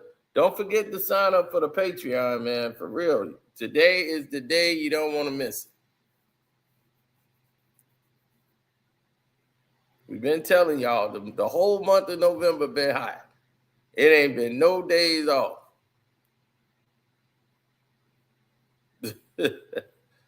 For real. He's a professional gambler. Well, we gonna see. We already done did 3 hours. I know y'all don't want to do another hour and 30 about no dang LeBron James. I know I don't. I just want to get to the part where he was talking about gambling.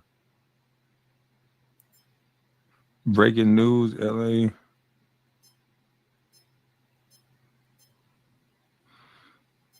Let's see. Beautiful sport. We love going out there playing in front of the fans. I mean, my mom, on Friday, when she got off work at 5 o'clock, by 6:30 on Friday, I was at my grandmother's house. She dropped me off.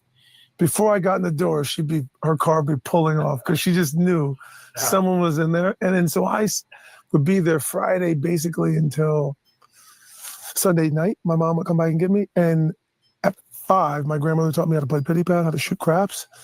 And then I learned, I didn't get to do it, but I knew how the rake worked. Mm-hmm.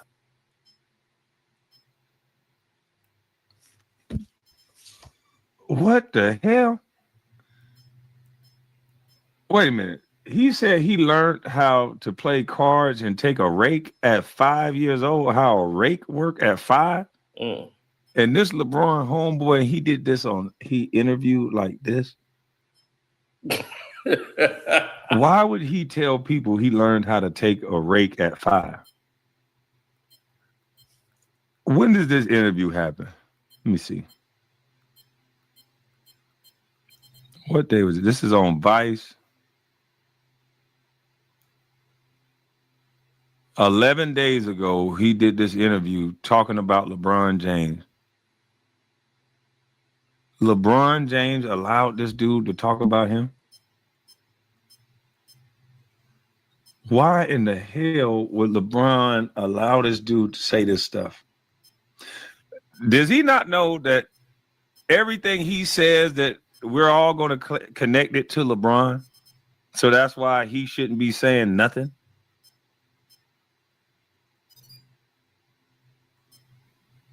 This guy is so, if he started learning how to gamble and take rakes at 5, then this dude could, let me just play this. This ain't smart at all. But my job was, and at 5, my grandmother taught me how to play pity pat, how to shoot craps. And then I learned, I didn't get to do it, but I knew how the rake worked. Mm-hmm. But my job was at the end of the night, and the end of the night could be 5 in the morning, just depends on how long the players played. It could be 7. She'd wake me up, and I'd sweep up the cigarette butts, those beer cans, change, maybe some money. Yes, and finders keepers. Yeah. But my grandmother taught me a valuable lesson, which was whatever I found, and I'd find $1 or $5. Sure. But every night, a good night, I could find $20. Yeah, on a bad night, I'd find $2. Yeah.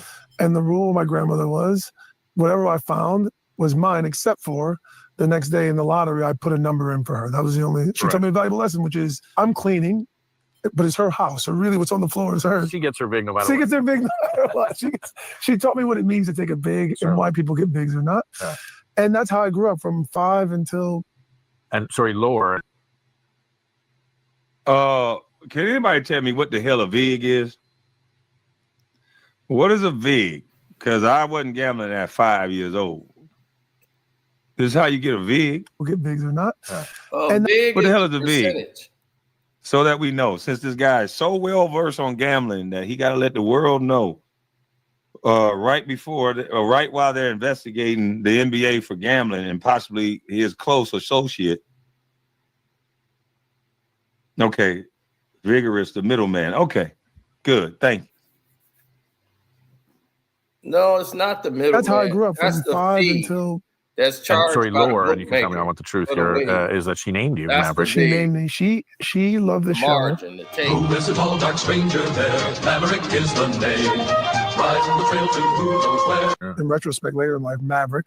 It's about a guy, Brett Maverick, and his brother, Bart Maverick, which is their last name. People who know that show, if I'm at the airport or wherever, and someone asks me my name, if they're old enough to have watched that show, they often ask me, is that your last name? Yeah. Because on the show, that was the guy's last name, wasn't there? She took it and made it my first name. And she told, I would have been her youngest grandchild because my dad was the youngest. So, and she told my mom, you're going to name that boy Maverick. And that was how I got my name. He always carried a $100 bill. I always keep a $100 bill because of that show. And it was James Garner, grew up with it. Correct. And fantastic show. He was sort of the smart.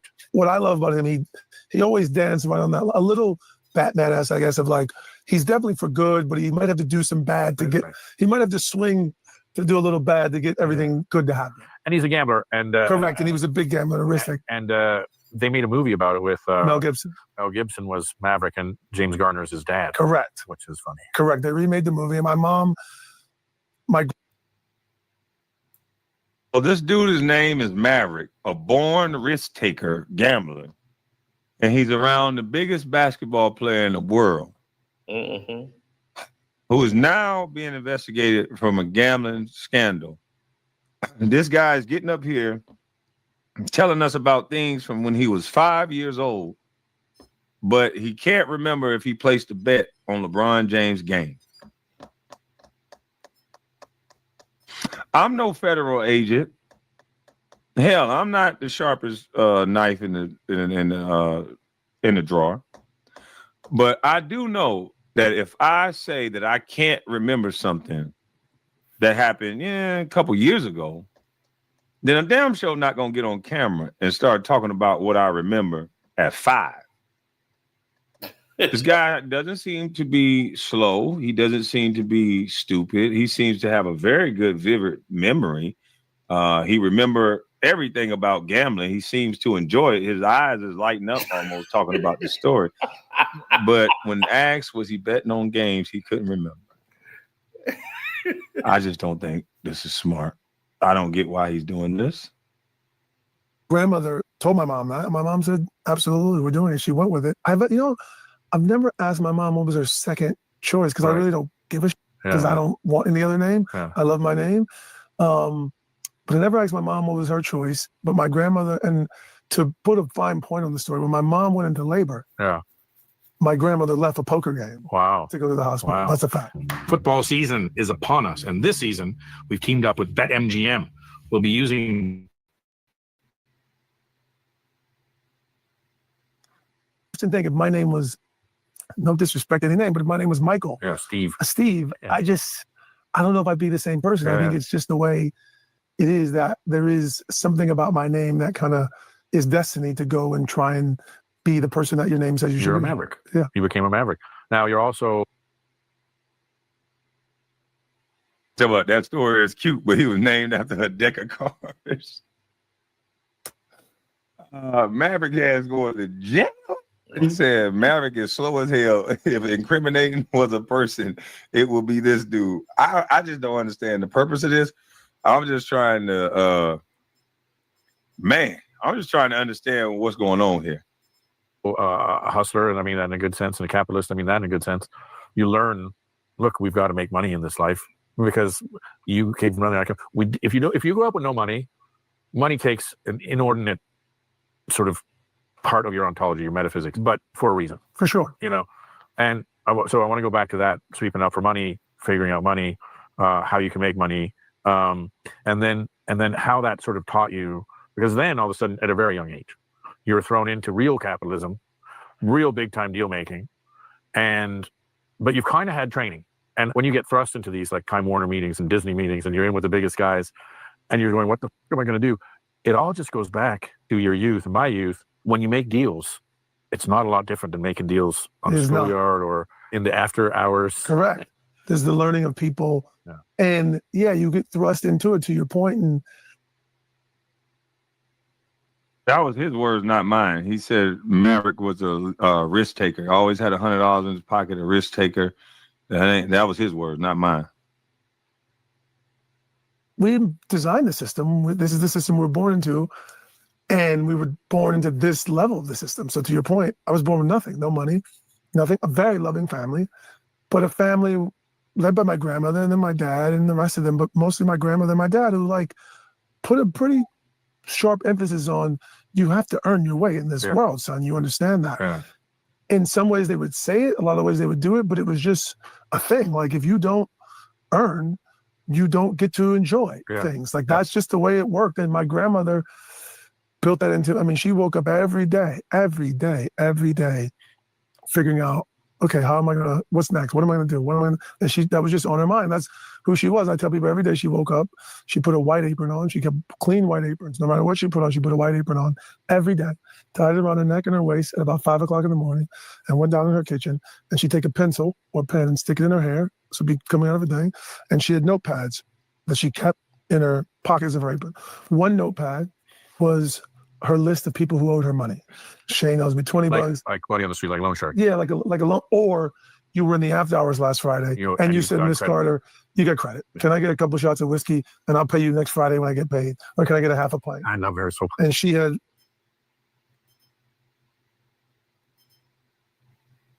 So Granny was a bookie bootlegger.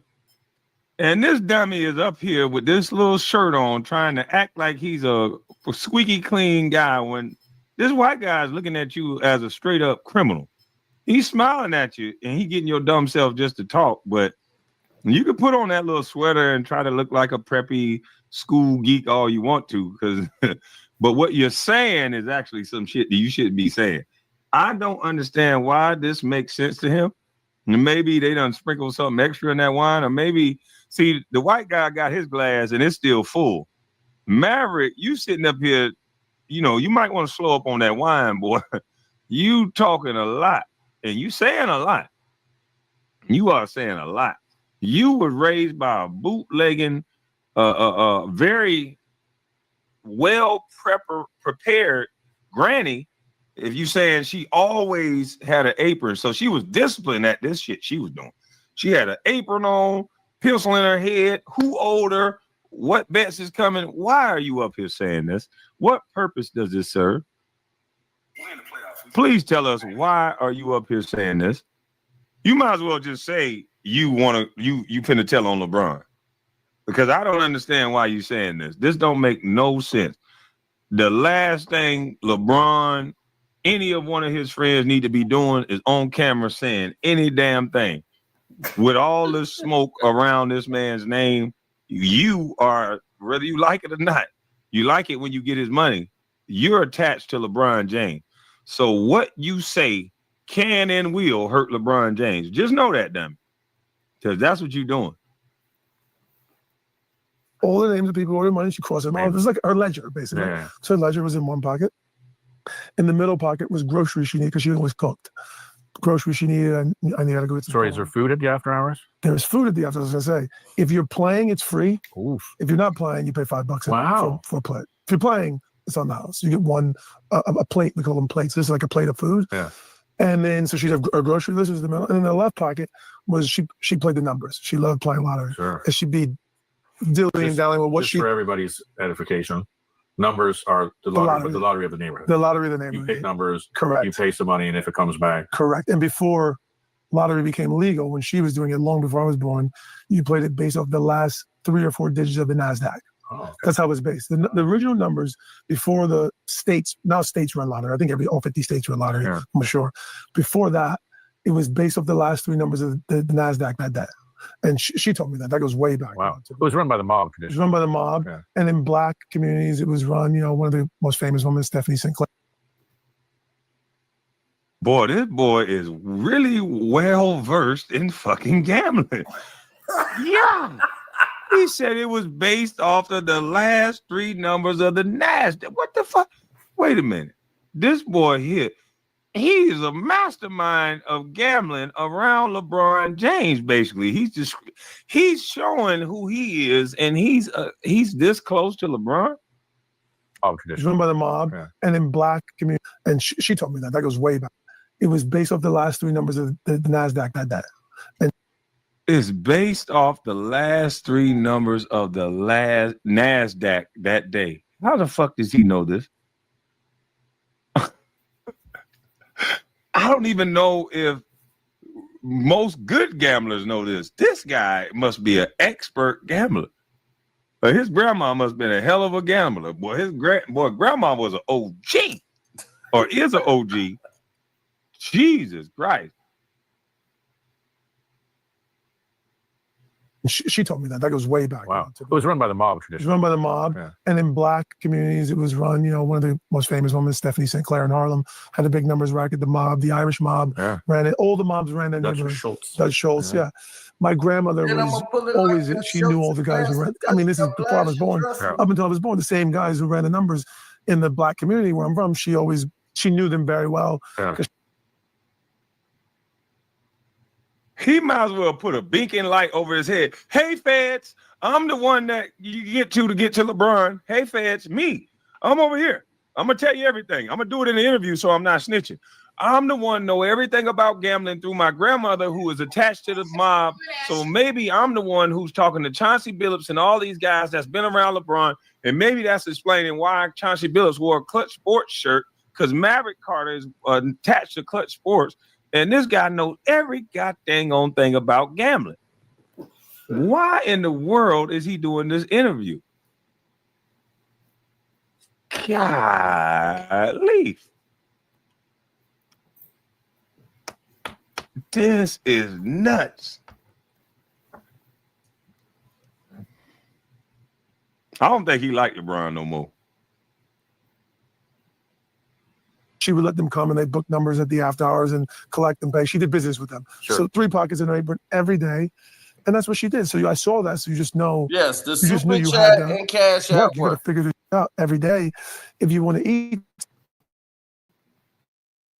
I know what this is.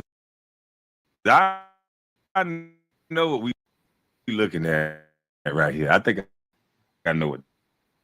They will lead to an investigation so that because all they want to tell, all of them want to tell. They don't want to go to jail.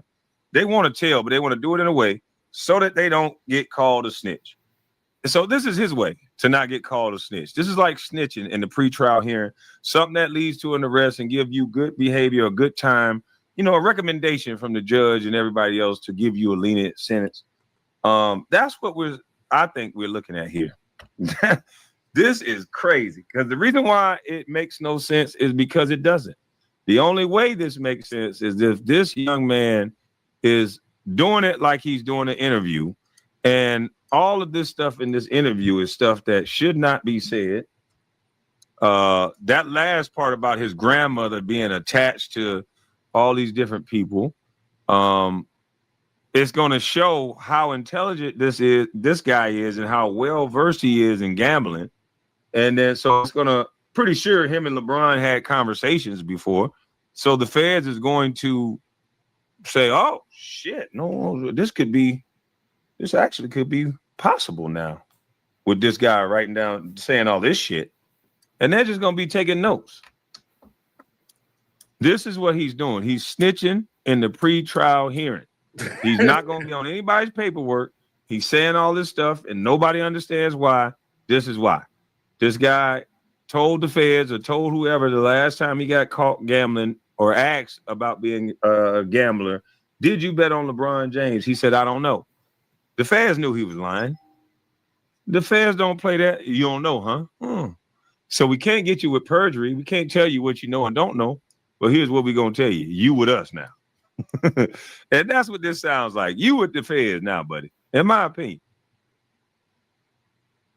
So that idea of, to your point, of big capitalism, I didn't realize till in my 20s, much later in life, but I was kind of born into a capitalistic hustler, figure your way out, entrepreneurial. She didn't have to run an after hours. No. It's nothing in the law that she had to run an after hours. She did it because she wanted to make money. She wanted to make more money. Her husband.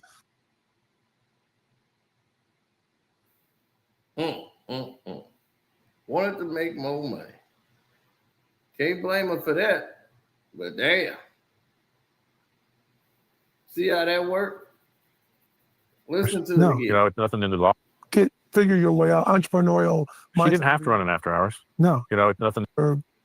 Figure your way out, entrepreneurial. She didn't have to run an after hours. No. It's nothing in the law that she had to run an after hours. She did it because she wanted to make money. She wanted to make more money. Her husband, my grandfather, was a construction worker. So she had to run an after hours. She did it because she wanted to make money. She wanted to make more money. She didn't have to run an after hours. No. It's nothing in the law that she had to run an after hours. She did it because she wanted to make money. She wanted to make money. She didn't have to run an after hours.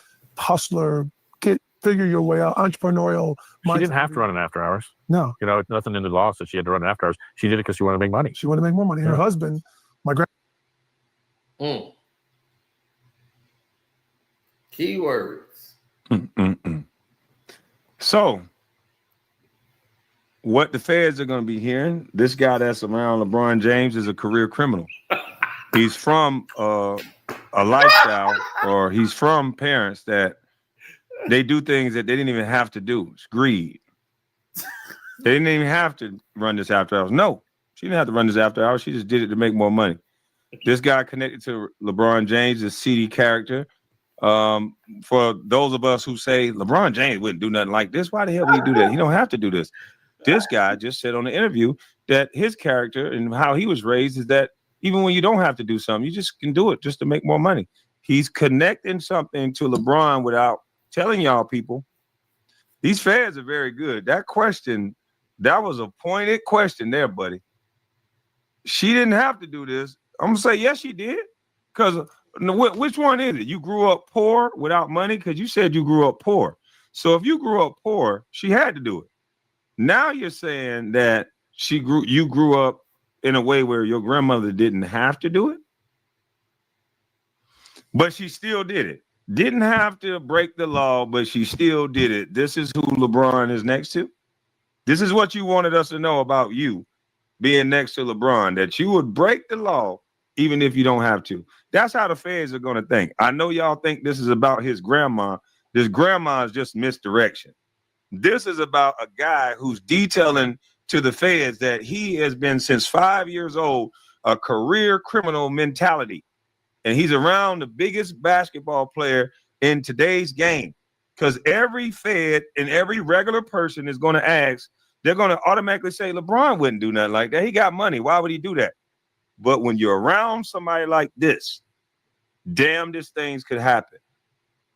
When you're around somebody like this, and this guy is a weasel, this guy knows how to survive. This guy is a hood cat for real. See, it's different type of street cats. Some guys are with the gunplay. Some guys are they just know how to survive in the streets. They grew up around hustling. They know how to make it. LeBron may not know how to make it. And this guy seems to be the type of guy that can make things happen. He can maneuver through both worlds. This little guy looks like somebody who's unassuming. If you see this guy in this little sweater and this little hat with his little light skin and his flip-flops, you're going to think this is a nice guy.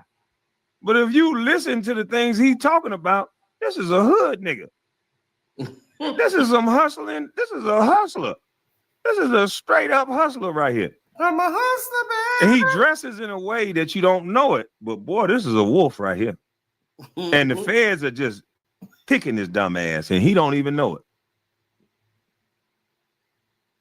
The feds he don't even know it, that this interview is going to be bad. This is a career criminal. He's trained from a little boy to be a criminal. That don't even have to be, but so he says, started off this, I grew up poor, broke life, to now, my grandma didn't even have to be a criminal. We just did it to make more money. This is the guy that's running LeBron, one of the guys that's running LeBron James businesses. Interesting. Interesting. How stupid can you be? Hustler, figure your way out, entrepreneurial minded. Yeah, hustler, figure your way out. That means you broke. You grew up hustling, figuring your way out. Then you come back with, I didn't even have to do it. She didn't even have to do it. You double talking. To your point of big capitalism, I didn't realize till in my 20s, much later in life, but I was kind of born into a capitalistic hustler, figure your way out, entrepreneurial. She didn't have to run it after hours. No. Nothing in the law said she had to run it after hours. She did it because she wanted to make money. She wanted to make more money. Her husband, my grandfather, was a construction worker, so he went to work every day, and this is what she did. So this happened in her basement. Well, it must have been a time when they kind of came out of the pond and went away with it. Grandma was making a lot more than grandpa. Big time. And also, my grandfather and old people would bring his buddies to the after hours too, which was a revenue generator too. But yeah, she was making a lot more. And by the time I was born, he had passed away of cancer. She just kept it going. That was just her thing. And everyone in the town knew her. Her name was Dorothy, but they called her Miss Carter. They called the place Miss Carter's. And it was capitalism at its finest. It was a smooth operation. Right. It was capitalism at its finest. I want the movie rights because that's the next Spring Hill production. So you're learning capitalism from a young age. We're in Akron. We're talking about I want to talk about the top, the middle, and the bottom. He can keep saying he learning capitalism at a young age. That ain't what the feds think he learning. The feds think he learning how to be a career criminal. And even if he's at Nike or wherever else, it seems like this guy is going to go back to his criminal ways. So this guy just don't understand, or he does understand. And I think LeBron better start getting the fuck away from this dude. I'm not gonna lie. A dude that'll get up and do an interview when a teammate of yours, a former teammate, is now in Fed custody or has Fed charges, and 11 days out, your business partner is talking on the interview, basically saying how he was raised like a career criminal. And boy, this is crazy work. Why did he do this? It's too late to get away now? Yeah, it might be. No, it's never too late. Boy, this is crazy, man. This boy is playing like a sheep. This is a dangerous fella here. He playing like a sheep. Because when you around guys when you around after hour spots at a young age, you understand, like, he from a little bitty boy, he understands how things work and how to maneuver things. This is a non-contact sport type of guy, but he can get a lot of contact to happen. Trust me.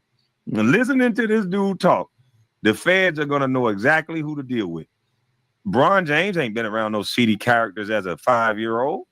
This boy been around grown, hardened men, criminals, some of them, as a 5-year-old, and saw it growing up throughout his whole life, how to hustle, manipulate, and maneuver around people. So this guy is going to be watched very carefully. LeBron, I kind of feel bad for you because when he said what he said, and I'm sitting there looking at this guy, his talk don't match the way he looked. And he's sitting there with a sweater, and I said, oh, this is a wolf. Oh, my goodness. And LeBron don't even see the setup. How did this guy thought that this was good to do an interview, knowing that everything he says is going to be attached to LeBron? Nobody cares about the story about his grandmother. I'm going to tell you that right now. The feds don't give a shit. He might be thinking he telling a silly grandma story and all this shit, which I think this guy is smart enough to know that he not telling no silly grandma story. This is 11 days ago, right after the NBA is under investigation and they taking people's cell phones. Well, this is why I be by myself. To my self-preservation has begun. Yes, it has. This a deal right here. He telling everything. You meet LeBron James, you're playing basketball, you're a year or two ahead of him. 3 years. Three years. We met long before high school. Right. Then he moved around. LeBron bounced around. 3 years. 3 years. We met long before high school. Right.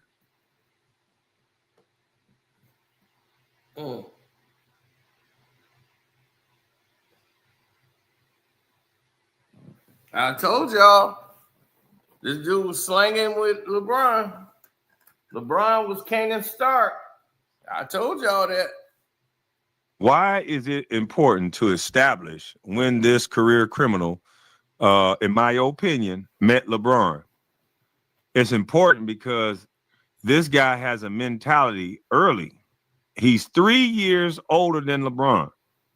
So that means he holds some type of authority or like a mentorship. LeBron looks up to him. And he met LeBron way earlier than when they started playing basketball. Okay, so that means he had enough time to get in LeBron's mind and shape and mold him. You know what happened when younger kids get around older kids? They become like the older kids. So LeBron, even though he's this big-time basketball player, he could have always looked up to this guy Maverick. And what does this guy Maverick probably taught LeBron as a kid? Same thing what he learned as a kid. He probably influenced LeBron into gambling and certain things and taught him certain traits that the feds are listening to everything this guy says. So when you have people saying, why would LeBron want to do something like this? LeBron wouldn't want to do this. He got money. This ain't about money. When you have, I'm not overthinking anything. I grew up around criminals. I know the way the feds operate. I'm not thinking at all. The feds are going to operate just like this. Trust me. I know all too well about the GBI, how they investigate, and the feds on how they investigate. This is how they're thinking about this interview. Otherwise, what is the point of this interview? Tell me a reason why a person close to LeBron needs to be talking anything about gambling right now. Well, I'm not joking right now, Tracy. I think what we're watching is a guy setting LeBron James up. So I don't know why you're saying this. This ain't a joking matter. This could be, we could be watching a setup of LeBron James right now. Because that's what I think this is. There's no way possible this guy should be speaking about nothing about LeBron. He's establishing a timeline. He's establishing the why. He's establishing the when. How did he learn all this shit? His grandmother. When did he learn all this shit? 5. When did you meet LeBron? Long before basketball, and I'm 3 years older than him. It establishes that he's a little bit smarter and quicker than LeBron. He has a little bit of level of authority, big brother type of relationship. This don't make sense for this dude to be doing this other than he trying to stay out of prison and trying to get his guy that he said he loved wrapped up in some shit that he may have done. This man is, oh my God. Whoever told me to go watch this was crazy. And please, if you are a supporter of mine, this is pissing me off. So please don't troll if you're a supporter of mine. I expect my trolls to troll because I don't like guys like this. I really don't. These guys are wolves in sheep clothing. And this man probably met LeBron early on as a young man. He had no father around him. He's just around a woman. This guy got raised up in a situation to where he's a straight up wolf. And he's, I believe, setting LeBron James up. Because this interview has no place and no purpose right now. Who gives a fuck about a Maverick? Nobody even knows who Maverick is outside of LeBron James. So why is he doing an interview? Nobody would know who Maverick was. He'd be a dude in the hood hustling numbers and go in and out of prison. He's groomed. He basically answered the question on why would a LeBron do something like gamble. If he was groomed by this dude, this character, it would explain why LeBron James would be involved in gambling. And if I'm a Fed, that's what I would think. I'm not saying that's what LeBron is doing. I'm saying that now that this dude is out on record saying all this shit, it's going to answer a lot of questions for a lot of people. I don't like this dude at all. We're talking about I want to talk about the top, the middle, and the bottom. You meet LeBron James. You're playing basketball. You're a year or two ahead of him. 3 years. Three years. We met long before high school. Right. Then he moved around. LeBron bounced around living, him and his mom. Then we met at a Catholic high school called St. Vincent St. Mary's. Our logo is the Fighting Irish. There's a little Irish guy with his, with the hat on. I know well. Well, you know it very. You know the cliche, man. Yeah, I should probably have one of those on my arse if I wasn't a little bit more sane. But anyway, keep going. I then again, in retrospect, learned a lot about the world, capitalism, winning mentality, because we were at a school. The school is still great today. Coach Drew Joyce, who's been there coaching the team forever, 20-something odd years. It was in Catholic high school. Yeah. Very small high school, 400. You could go there. It was pay. There's a private Catholic high school, belonged to the diocese. The diocese ran the school. But none of us guys on the basketball team were Catholic. Right. I had never been to a Catholic. And did you have to pay? Yeah. Oh. Yes, you were supposed to pay. Hey, shout out to you, CC Keys family tree. Rain. Oh, this Rain. This Reinhardt. This might not be Rain. But shout out to you for telling me to go look at this, because goodness gracious, man. This is exactly why you got to watch who the fuck you be around, man. And this is why I'm not playing with this shit. I almost went to prison hanging with the wrong nigga. You don't know what's going on, and the person you around will have a set of ideals and influence that they already been a part of, and then get you locked up. But what I'm hearing here is that this dude is making sure he keep a connection to. No. I knew LeBron way before then. I knew LeBron when he was little. And this can wrap LeBron up in something that he can't get out of. Yep. And you hearing it firsthand. That could wrap LeBron around something he can't get out of. Now, Mav taught him how to drive. Mav and Brown allegedly was selling drugs. Yep. Pushing that powder. Hustle. And then LeBron scrubbed it off the internet. One of the dudes that used to play with them in AA actually brought it up and said LeBron James was the one who used to sell me weed and all that. I'm like, whoa. He just was going off on like Twitter or something. Next thing you know, that dude is just gone. You don't even hear about him no more. I forgot his name.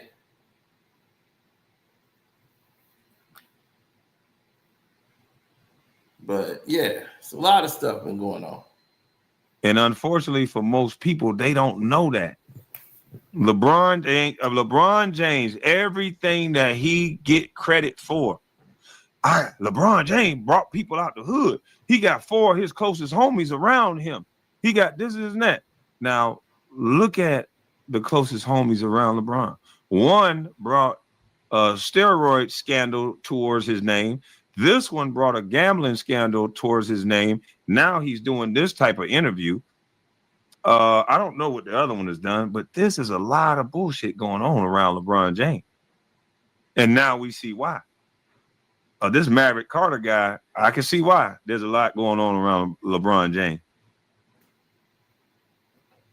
But I got financial aid because my mom had no money and I was pretty good at basketball. Right. So, but your mom had no money, but your grandmother that didn't even have to run the gambling house had bunches of money. And you telling me, first you said y'all didn't have no money. Then you said earlier that y'all had money. And then now you're back at you had to get a scholarship because you had no money. So which one is it? Your grandma had you come over there and run a card game, sweep up money off the floor, but she wouldn't invest in your education? Your mom may have not had money, but your grandmother would not invest in your education? Interesting. She'll sell liquor, allegedly by your own words. She'll sell liquor, she'll run numbers, she'll take rates, but she won't help pay for your education. Somebody else got to pay for your education with all that money being made. Keep telling the feds how you really are. the funny thing about this capitalism thing I'm thinking about now, which I don't know if I've ever talked about this, is in retrospect, I did learn another thing because, again, it is a very Catholic high school. We went to chapel 3 times a week. We went to chapel before basketball games. Fighting Irish is our logo. None of us basketball players were Catholic. Right. And our coach was Jewish. All in the name of winning. Sure. That is again, Catholic. We're going to bend the rules to win that game. Exactly. Our coach, who I love to this day, Keith Danbrough, is a Jewish man. We were African Americans. We were not Catholic. The whole team? Not the whole team, but most of us. There was a couple guys who were... Yeah, 2 or 3 that played, that like contributed. Were great players, by the way. Great players. But it was only... Is it famous for basketball? Very famous for basketball. Because I remember hearing about LeBron when he was in high school. Yeah, by the time I then graduated, by the time LeBron was a senior, it was a massive... You are a weird, miserable dude. Oh, interesting. All right, back to the video. Yeah, that's a LeBron James fan that's starting to see the ugly truth. You need to say this dude is a weird, miserable dude, because this weird, miserable dude that's doing this interview is going to be the sinking of your king. This man is tarnishing LeBron's clean, squeaky image right in front of our face. If LeBron will hang with this Negro, LeBron ain't no squeaky clean cat like y'all claiming that he is. And this is what this guy is detailing. This is how the feds are going to look at him. LeBron could be a good guy. Maybe he just is pulling guys up from the hood. I don't know. Maybe he got survivor's remorse. I don't know. But the feds are going to look at it like he can't be as innocent and good as y'all saying if he's hanging with this dude. This dude talk too much. Simply famous high school. It had tradition before him. He made it famous. Because he was heavily recruited out of high school. He was heavily recruited out of high school, and by the time he was 17, he was on the cover of Sports Illustrated. I remember. If you go back and look at that picture, it's a good thing to pull up. The jersey he has says Irish. There we go. It just says Irish. Love it. I'm going to get that jersey. You should have that. I should have that jersey. That's amazing. Exactly. So you go to the same high school. You're a few years ahead of him. Yep. And so how do you develop your relationship with him? We known each other from our neighborhoods. Then he bounced around and we reconnected in high school. I was a senior. He was a freshman, along with his other best friends, who were all great players who contributed. He was obviously the best. That year, we went 27-0, won the state championship. Sorry, you're on the team. Well, I'm on the team. So you're like one of the elder statesmen. I am the older statesman. That's the relationship. I am the older statesman, and he's the young.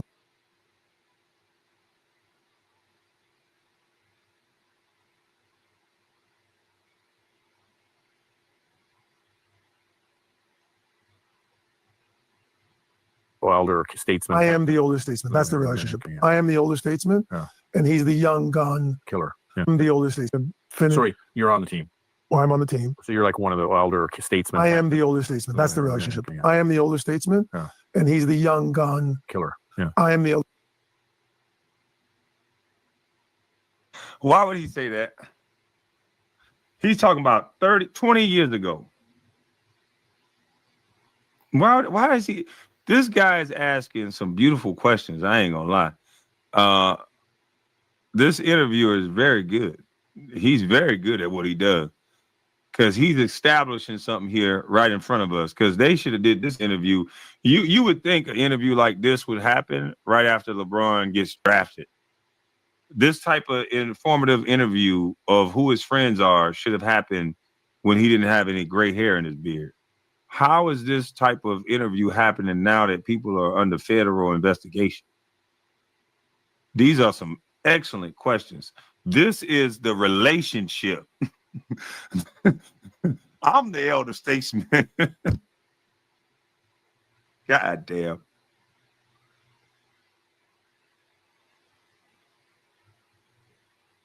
Sorry, you're on the team. Well, I'm on the team. So you're like one of the elder statesmen. I am the older statesman. That's the relationship. I am the older statesman, and he's the young gun killer. Yeah. I am the older statesman. We're both the two best players on the team. Oh. I was known as the best player on the team coming into the year. He gets established very quickly. And you're like, who is this dude? Everybody's. By the way, just to be weird, you're like, hey, I'm the best player on the team. This kid comes along, he's better than you. It's good that he's the best player of all time. That's good for the ego. I'm glad he turned out to be that. You're right. Well, Michael Jordan was on the same team. Yeah, exactly. It's all right if that guy's better than you. Exactly. It's okay then. So he quickly established himself as exactly what you said. But it's interesting what you say. I had a mentality then, and Coach Dan Brown helped me get this. And I love him for this. He taught me at 18, son, a high tide raises all ships. That's right. It's just do you. But if we win, you will You're get a state champ. We won the state championship. I got everything I wanted. We won the state championship, 27 now. I got a Division I scholarship to college, full ride. My mom did it. I went to Western Michigan and Kalamazoo, Michigan. And I got state player of the year, actually. As I tell people to this day, I've said this before, the only teammate LeBron has had that won MVP on any team he's ever played on. Besides him. Besides him. Every team he's ever played on, he's won. Because they were like, he's only got one more year. LeBron's going to win the next 4. Just give it to him. He did. He won of course. He won 3 in a row. Yeah. So I got everything I need. I dreamed of and wanted. And Coach Dan Brown helped me understand that at that age, that just win. If you win, everybody will get what they deserve. 100%. And that's true in business. So he never wanted to make it to the league. He was that good. He never wanted to make it to the league. He's actually asking questions like Vlad. This is exactly what Vlad would have asked. This is the exact same way Vlad would have asked him. Like this is crazy. Yeah, that's what he sound like a hater. Yeah, LeBron, I'm the only one. I bet he be telling the girls that too. I'm the only one that was the MVP above LeBron. Yeah, I was the only one on the team that was the MVP. And LeBron look up to me. That's our relationship. As LeBron, he look up to me. This guy ain't gonna never respect LeBron. It don't matter how much money LeBron make. He know that LeBron was that little old dude chasing behind him when he was a freshman and he was a senior. LeBron's that big nosed kid with that hairline that's a little frizzy, and this was a light skinned cat that's a senior that know the ropes in high school over a freshman, and he's never gonna look at him like the leader that we look at him. He's not. In every friendship dynamic, I don't have no friends that 3-4 years older than me that I went to high school with. No, you're gonna be really older than me so we can respect each other on a different level. But LeBron, you in trouble. I hate to say it. This interview right here, this spells trouble to me. Later on down the line, I think this spells trouble. Leader in business, life, I believe that. If you just win, if we win, everybody will get what they should get. I don't know if they still do masterclass as a thing, but this is a masterclass in capitalism. And we've gotten to the biggest ones. Make money. You have to want to make money. You have to want to make money. Thing. And then 2 is just win. Just win. And by the way, manage talent. If you're not the most talented, which I think you and I both grew up being the best hustlers. If somebody's better than you, put them to the front. Let them have it. If someone's better at you at TV, go for it. And you have to recognize that right away and go, okay, I'm clear on this. Go for it. Football season is upon us. Our pick to make sure title, but also wait busy because so I want to go fast. On the same team, you win the state title, but also wait state player of the year and get a full ride. Now, he looks up to you, your friends. We develop a big brother relationship. It's just like the truest form of brothers. And I'm older.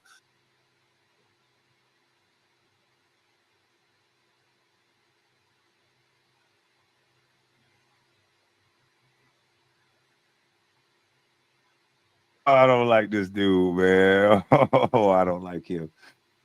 Oh my goodness, I don't like this dude. What is the purpose of this interview? Why didn't they do this 20 years ago? Why are they doing this now? He got to add that part. I'm older because I'm older. And I got the big brother relationship. I told you. Lord have mercy. Jesus. Oh, this boy ain't shit, man.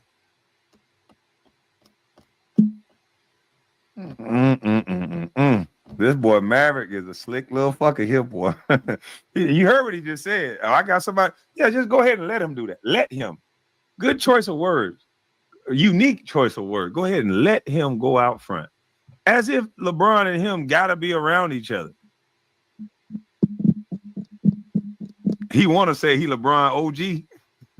It almost slipped out. Man, listen, boy, LeBron, I'm going to pray for you, dog. You ain't in control of your situation like you think you are. This boy here hold all the cards. He know it. And he's smart enough to know how to get out of this situation, too. He's going to walk away from this situation squeaky clean.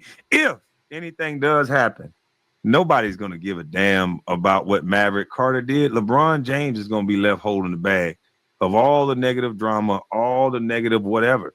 If he's on different stuff, if he's taking different stuff, this guy hold all the cards. He would be the guy the Fed's going to lean into. Do you think he want to go to prison? You think this guy right here want to go to prison? And nobody don't want to go to prison. But just look at this guy. The hustling, gambling, risk-taking guy he is. If he had an out to not go to prison, do you think he's not going to take it? I think he's going to take it quick, fast, and in a hurry. He's obviously more talented. He's more beautiful. He's more talented. He's got all the things, but I'm the big brother who taught him how to been around the block and taught him how to drive. I taught LeBron like I had the car. Who taught him how to been around the block and taught him how to drive. I taught LeBron like, but I'm the big brother who taught him how to been around the block and taught him how to drive. I taught LeBron like. Did they just splice something out of this? He taught him how to, and then the white guy answered. Hold on, I got to slow this down. What was he saying? He taught him how to do what? Who taught him how to been around the block and taught him how to be around the block. How did Maverick just stop talking all of a sudden? Seniors don't hang with freshmen, bro. That's what I'm saying. I think he knew LeBron was the ticket this whole time and was like, yeah, I got this. What he said was, I taught LeBron how to move around the block. They cut it out. For some reason, LeBron must have had a problem with how that sounded.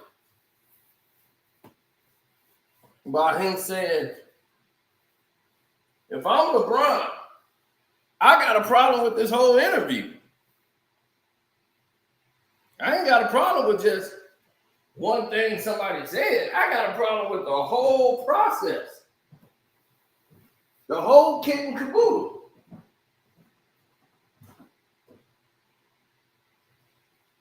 That's what I got a problem with.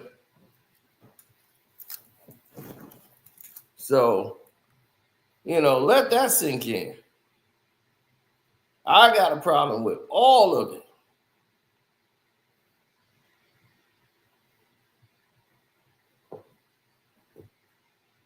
I wonder if the Knicks play tonight. Got this. This little young nigga don't even know. I got this. He had his hooks in him the whole time. That's what this sound like to me. Yep. Yeah, this had to have been an edit. Yeah, that's what this sound like to me. This sound, and they want this edit to say this. What I'm thinking too. He said he taught him how to what? Things, but I'm the big brother who taught him how to been around the block. Taught him how to been around the block. And then he says, and taught him how to drive. I told him, and he taught him how to drive. So they want us to know that this guy taught LeBron how to be on the block or be around the block. And he taught LeBron how to drive. Interesting. A guy who's 3 years older than LeBron. LeBron had such a family dynamic that not uncle, not his mother, not his aunt, not a relative, but a kid that's 3 years older than him taught him how to drive. He played his long game on LeBron and Paul. Yeah. He slipped up and said something that they cut. Yeah, I bet he did. Yeah, I bet he did slip up and say something. I think he slipped up with this whole interview. KB, you tripping? Okay, I might be. Might be tripping. I might be. Might not be. Choppy Mike. I don't know how my mic is choppy all of a sudden. Yeah, I feel sorry for LeBron. Hold on, let me do something.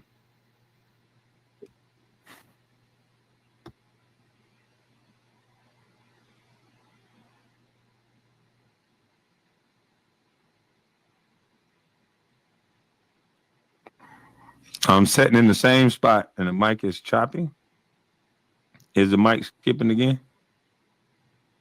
Let me know about the mic. If you want to tell us they watching what I'm saying, just make sure the mic skip and you letting us know you watching what I'm saying. And so Maverick is a dangerous dude. This dude is got to be more careful, boy. I think he had his hooks in LeBron this whole time. From the way he sounds so confident talking about LeBron. Like, yeah, he's great and all, he's good and all, but I'm the big brother. I'm this, I'm that. It's back skipping.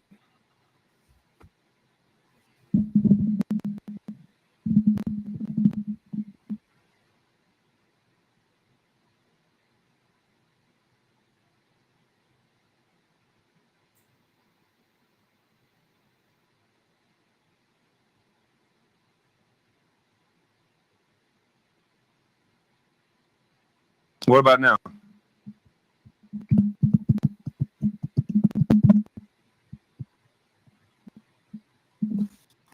I told you LeBron was Cannon from Raising Cain. So that's why maybe Phil Jackson called them a gang.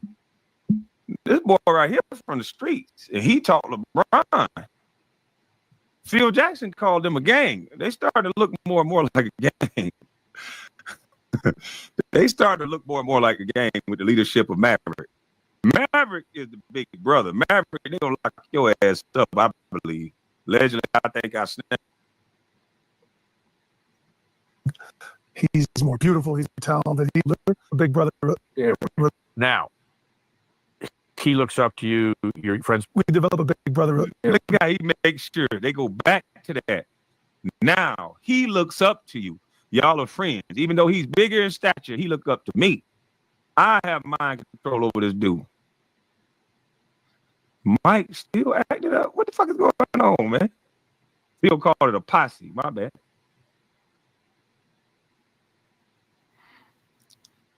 Wow. Relationships, just like the truest form of brothers. And I'm older. He's obviously more talented. He's more beautiful. He's more talented. He's got all the things, but I'm the big brother who taught him how to been around the block and taught him how to drive. I told LeBron, like, I had a car. You know, he was 15, I was 18. But you were 18 going on 30 because you've been after hours. Correct. In the world. I knew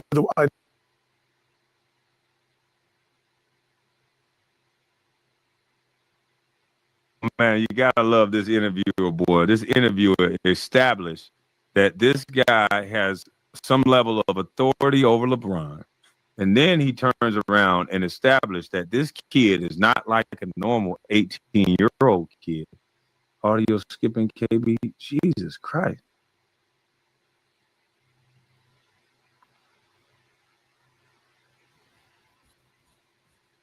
My mic is still chopping.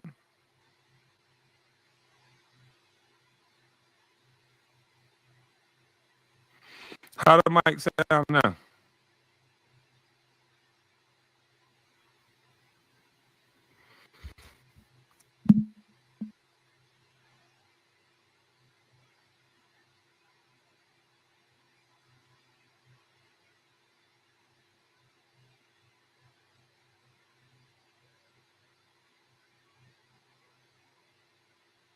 I unplugged the mic. What about this mic?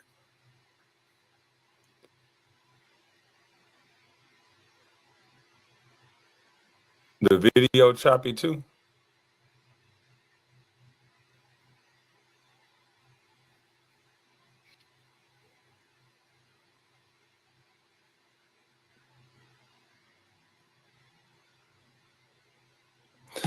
Hold on, let me see something. Let me do it now. Let me redo the screen with the mic off.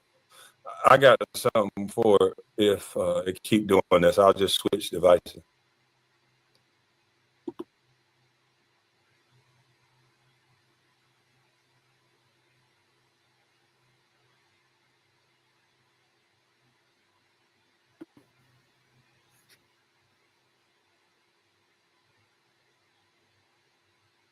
They jumped the screen, skipped the screen to remove certain amount of people, Kwame.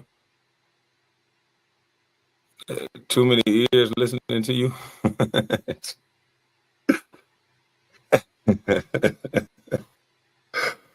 Hey, man, God dang, dog.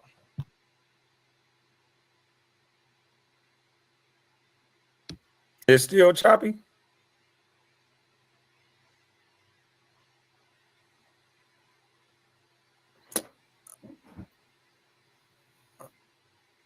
All of a sudden, it's messing up.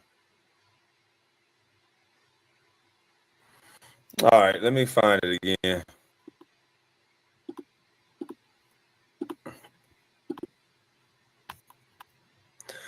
All right, so let's go back to this part, because what they just did with this idiot Maverick, and I don't think he's an idiot. I'm just saying idiot because I don't like him, because I think he's been setting up LeBron this entire time, molding and training LeBron to be the person that he is now. At least that's what he said in this interview. And unfortunately, the molding and the training that he can give LeBron came through a bootlegging, card shark, rake taking, money laundering grandmother of his, who all of this is not good to be attached to LeBron. And this guy is willingly saying and establishing that, yes, LeBron looked up to me. I'm the older brother. Even though he's more beautiful, big, strong, I'm the alpha dog. He looks up to me. And the interviewer established dominance by establishing this guy as somebody who's mature well beyond his years by saying that, okay, you was 18 going on 33, and that's why you know more than these people. And he goes, yes. They don't want people to listen to the truth. KB, they messing with your mic is just that they want you to stop your linear thoughts.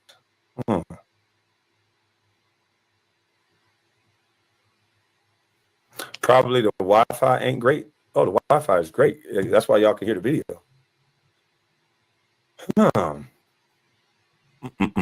Let's see. I think I'm gonna just go on my phone and just play the video straight from here. It sounds good. Some people saying it sounds good. Some people saying it sounds bad. Let me go over on YouTube and hear how it sounds. Hey, YouTube, quit the shit. That's why people don't like me. I know how to think.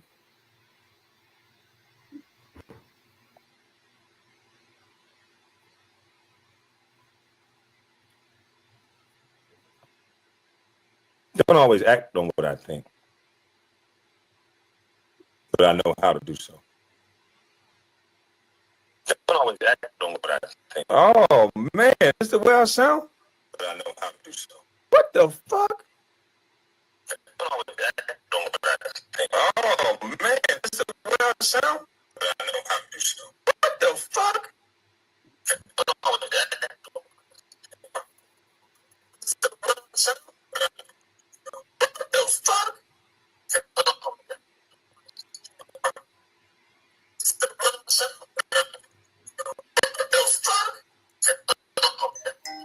Yeah.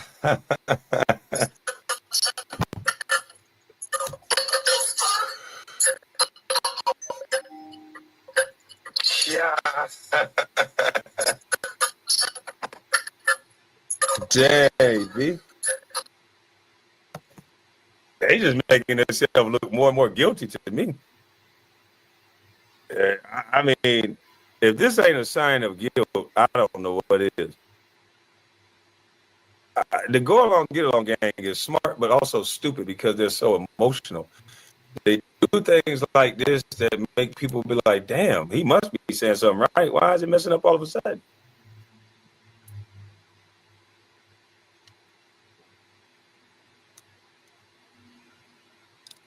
He could be trying to cover his own ad. No, it ain't just him covering his own ad. He's establishing something with LeBron. They said, not today, nigga.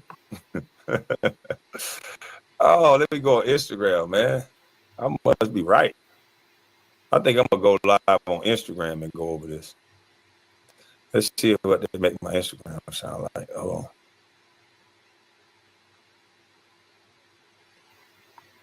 Let's see what they make my Instagram sound like.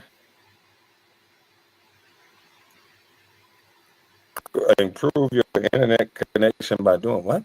My internet connection was just fine.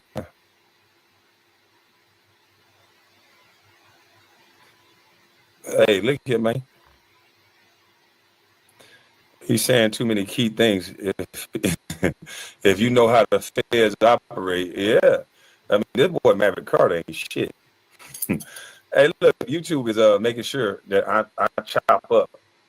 I'm going over Maverick Carter doing an interview about LeBron James, and the whole thing is choppy all of a sudden because this little douchebag is probably the guy that's going to snitch on LeBron. This is already his little snitch right here, in my opinion. This is his snitch in the pretrial hearing, if you ask me. This is like snitching in the pretrial hearing. The things that he's saying, establishing that he's older than LeBron, that LeBron looked up to him, establishing that his grandmother was a bootlegger and a card shark, and she took rakes in gambling, establishing. Listen to some of the shit that this boy is saying in this interview. This is the smartest dummy I know. He's smart. This interview is great. I told LeBron, my brother, he's more beautiful, he's more talented, he's got all the things, but I'm the big brother who taught him how to been around the block and taught him. He said something there they ain't want him to hear. They cut that. Been around the block. How to drive. I told LeBron, like I had the car. You know, he was 15, I was 18. You were 18 going on 30 because you were in the after hours. Correct. And world. Look at this dummy. You were 18. So what they did, what the feds did just then, they established. So for all the people that would say, because I used to say, I said it all the time, why in the hell would LeBron James be caught up in gambling? He wouldn't do no shit like that. It don't even make sense for LeBron to be anywhere near gambling, but it does now. Having a guy like Maverick Carter be so stupid to go up and basically tell him that LeBron looked up to him since a kid, and he pretty much taught LeBron what he knows, even taught him how to fucking drive. And this kid gets up on the internet, and now he says, I was 18 going on 33 because I grew up at an after-hours spot where my grandmother taught me how to shoot dice, pity pat, and gamble. With a gambling investigation going on right now, this is what LeBron James' advisor or LeBron James' partner is doing. Y'all think this is by coincidence? This ain't by coincidence. Nor is it by coincidence that I just had almost 1,000 people in my chat, and then my mic started acting up, and now it won't even work right at all. So if you want to look guilty and more guilty than you are, Maverick, why would somebody call me right when I'm going live? God dang it. If you want to look guilty, then hey, you just look guilty to me right then and there. You can hear it clear on IG until somebody just called me.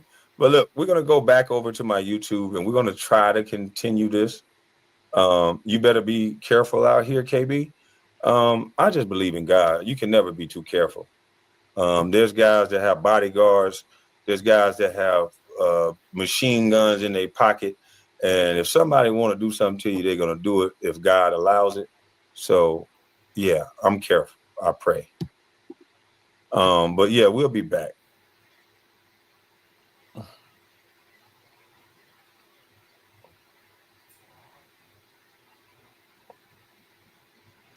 All right, let me send this. I see a storm coming. I see a storm coming because of Maverick.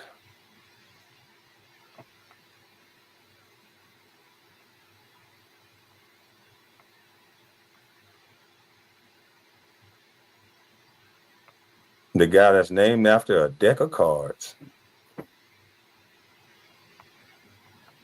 This boy made to be a card shark. Shit. Motherfucker named after a deck of cards. I see a goddamn storm coming, boy. It's a storm a brewing.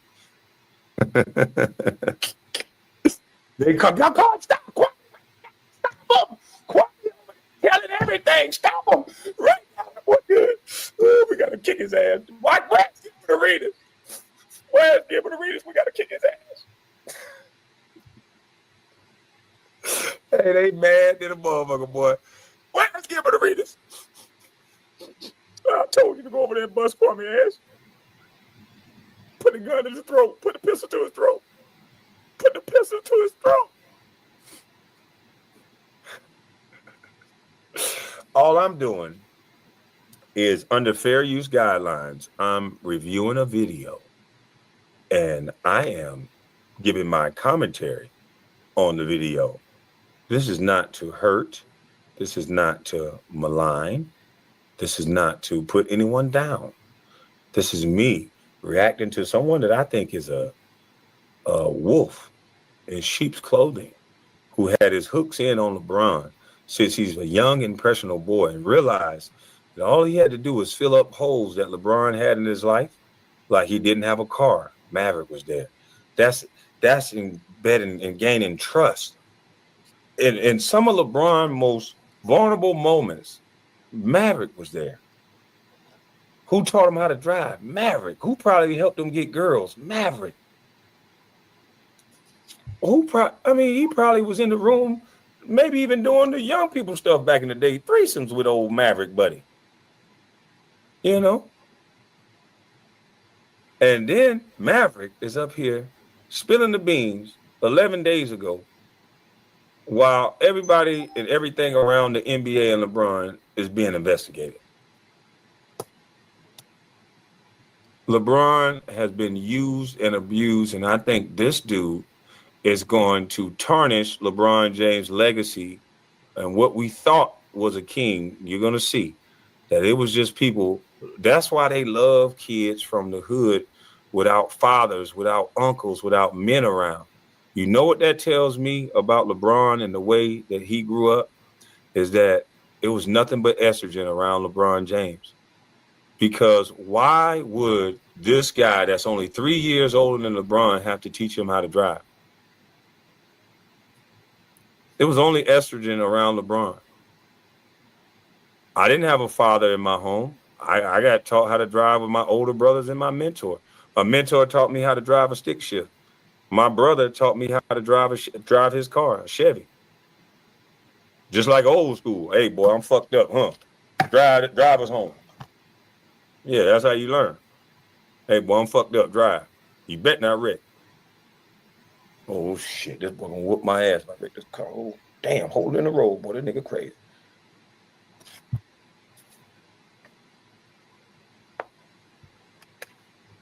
We didn't get taught how to drive by our older homies in high school. This is why they want a kid from the hood so they can take advantage of them. If you know all the stories, it's always about a kid from the hood without a daddy. You never know they mama. All you know is they mama. You know they mama ain't have no money. So all these men got to step in.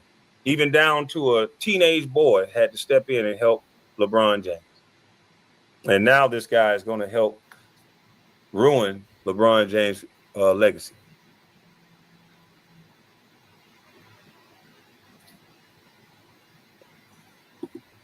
KB, I'm from Bronx area. Man, the stories I can tell you, you are exactly right. Yeah, see, I don't even have to know. They love a kid from the hood with a lot of talent. His mama probably got showered with things because of her son. By the time LeBron turned 16 or 17, everybody probably was at his mama. let's get close to his mama. She's not used to this attention. Let's say we love her. Let's give her some shoes. Let's have sex with her. Let's do anything to get close to LeBron James. He's been nothing but a meal ticket his entire life for everybody around him. A 13 or 14-year-old kid, no daddy, but got amazing upside with guys that grew up around hustlers and card sharks their whole life. Oh, yeah, that's recipe for disaster. And I think disaster is coming because what Maverick just detailed. The feds are going to be all over this shit. This little sequence right here, there's a lot of them, but this one right here, this little sneaky joker right here with this gold teeth, got this boy all in that little twist.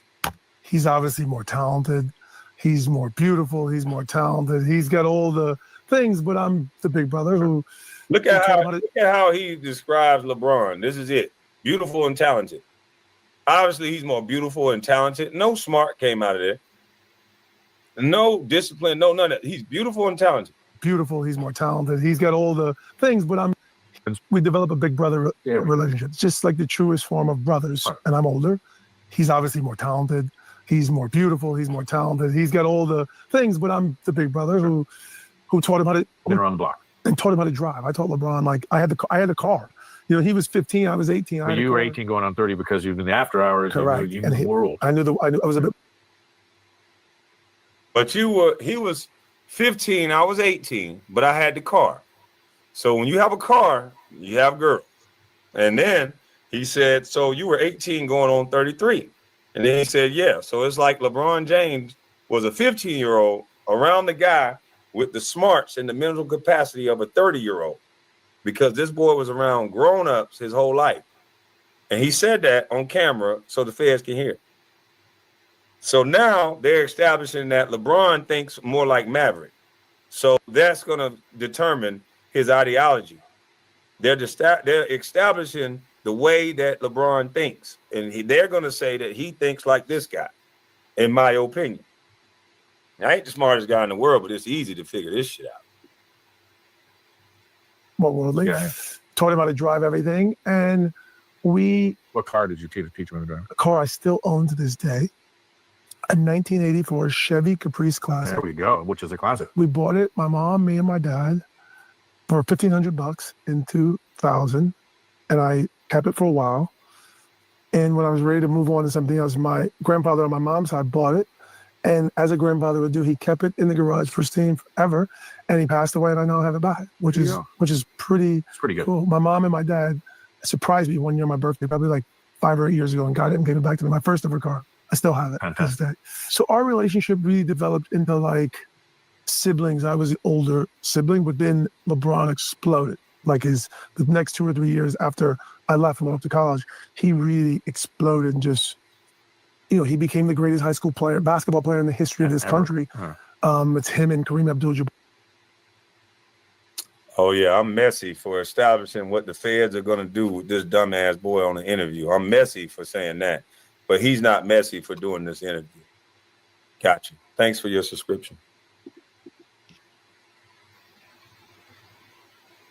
Or most people would say, end up on the cover of Sports Illustrated, and now this little town of Akron actually became the kind of one of the, the center of the universe for youth basketball. Like everybody's coming there, shoe companies, scouts, college scouts, pro scouts.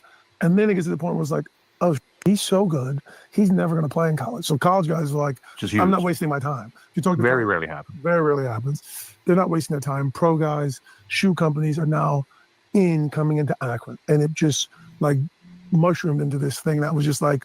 And does he have any representation at this time, or he's just like? He does not, because back then, before the rules changed, now you cannot. So it's his mom. Can't have an agent. No, it's his mom, his high school coach, kind of running the point for everything, trying to keep all this in order. Which is crazy because his mom and his high school coach are trying to run everything to keep everything in order. So a kid coming out of high school, a mom and a high school coach know what to do with that. A single mother from Cleveland, Ohio, is going to know how to deal with agent or deal with NBA type of executives, and it's always the same story, boy. It's always the same story. This is an interrogation. This is exactly what it is. This is an interrogation that can be used. It won't count against this brother as snitching because it may be labeled as talking too much. He won't show up in any paperwork, but this is enough information to continue digging down the rabbit hole, at least. What they do with this is what they do with it. But all I do know is it makes no sense for him to do this. It makes absolutely no sense. And people going to be mad at me, whatever, but who cares? This makes no sense. You've got like the biggest names, not even in college, in pros coming. You have pros, you have sneaker companies coming back then. The three big sneaker companies were Adidas, Reebok, and Nike. Reebok had not sold their company to Adidas yet. It was run by talking about one of the great entrepreneurs. Well, I love this story. So I want to hear this. Yes, Paul Fireman. He announces in May, in May of 2023, he announces his intentions to leave high school and go straight to the NBA. He's clearly going to be the number one pick in the draft. He decides he's not going to play college. And upon doing that, the next biggest decision for him is what sneaker company will he sign with? It's so funny to think about this. It was 23 years ago, this coming up May. So like 20 so long, 22 and a half years ago. Wow. In announcing he's going to play to the NBA, the next big decision for him is what sneakers will he wear when he plays in the NBA? It has already been out there that LeBron is going to sign the biggest deal for a rookie for entering the NBA in the history of sneakers. And as we all know, sneaker companies are massive companies and massive institutions. And basketball is extremely important to sneaker companies. But have you already started out as like a Nike ambassador or no? I have. You have already. So you on your not own. an ambassador. I was an intern. So on your own. I become an intern. I met a gentleman named Lynn Merritt, who's a mentor of mine, who retired recently. I met him. He took a liking to me and said, "Hey, we need more guys like you in our company." Listen how this narcissistic clown talking about somebody, man, you LeBron James friend. Everybody gonna take a liking to you. Until now, you as LeBron James friend, people are gonna take a liking to you. Yeah, he looked like a weasel to me. He looked like a weasel.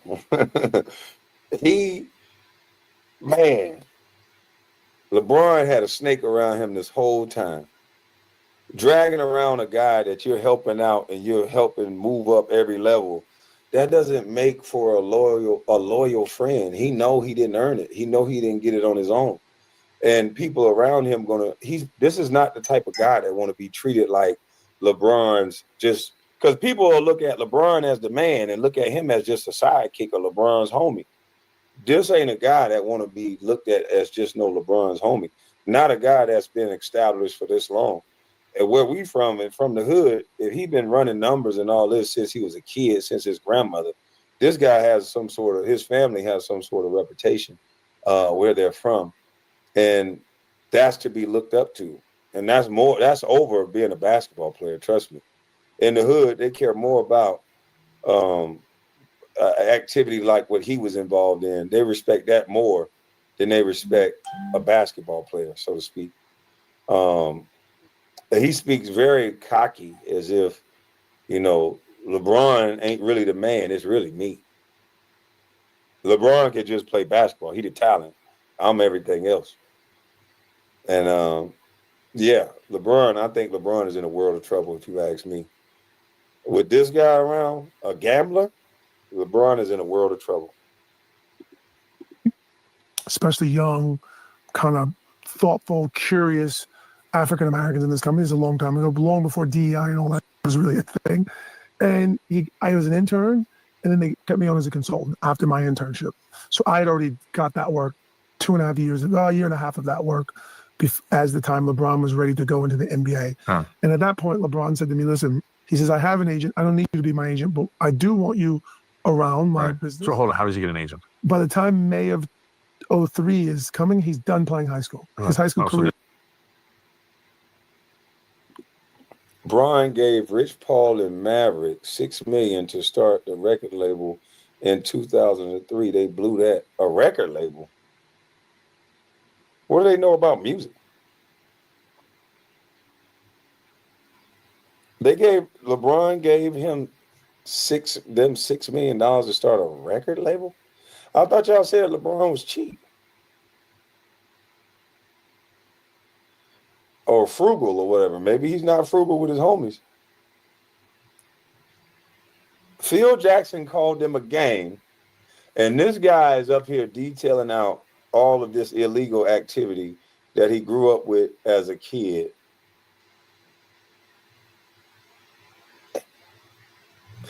Dang. It's over. Yeah. And please tell me they wasn't promoting rap. They was doing gospel, right? D the Great. It was gospel or R&B.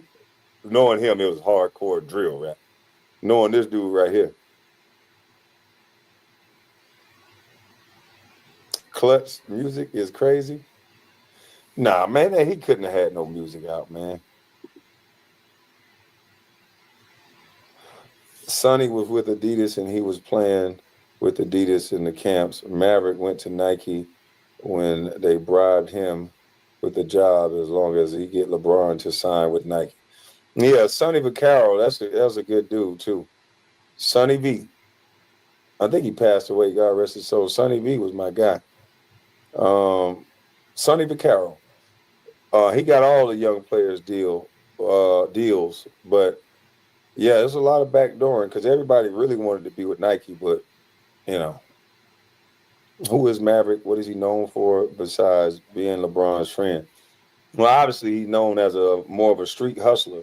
If his grandmother taught him how to hustle and he know all this game that he got, this boy is a street hustler, which is more respected than an NBA player. So street-wise, he's over LeBron. LeBron will take his cues from this guy.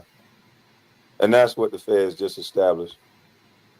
So he's free to sign with an agent because he has now announced his intention to go play in the NBA. Right. So now he signs with an agent. Yeah, okay.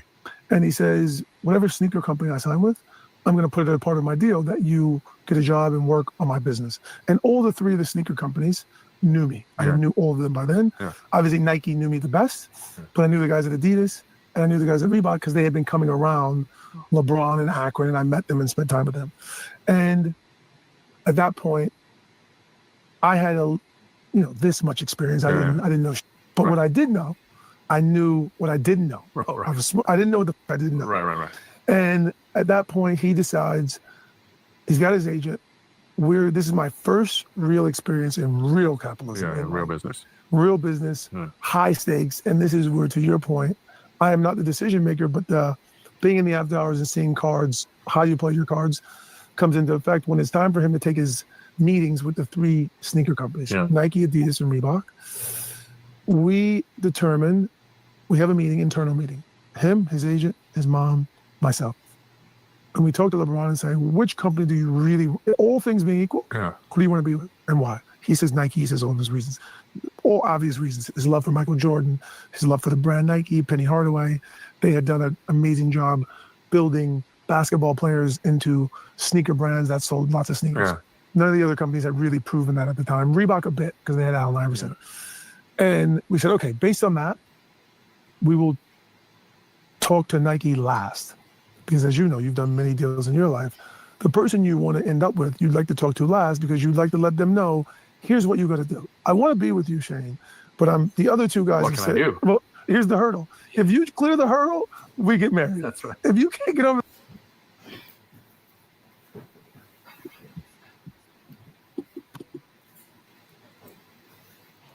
I found this rapper All Facts right here. Well, I had to take it.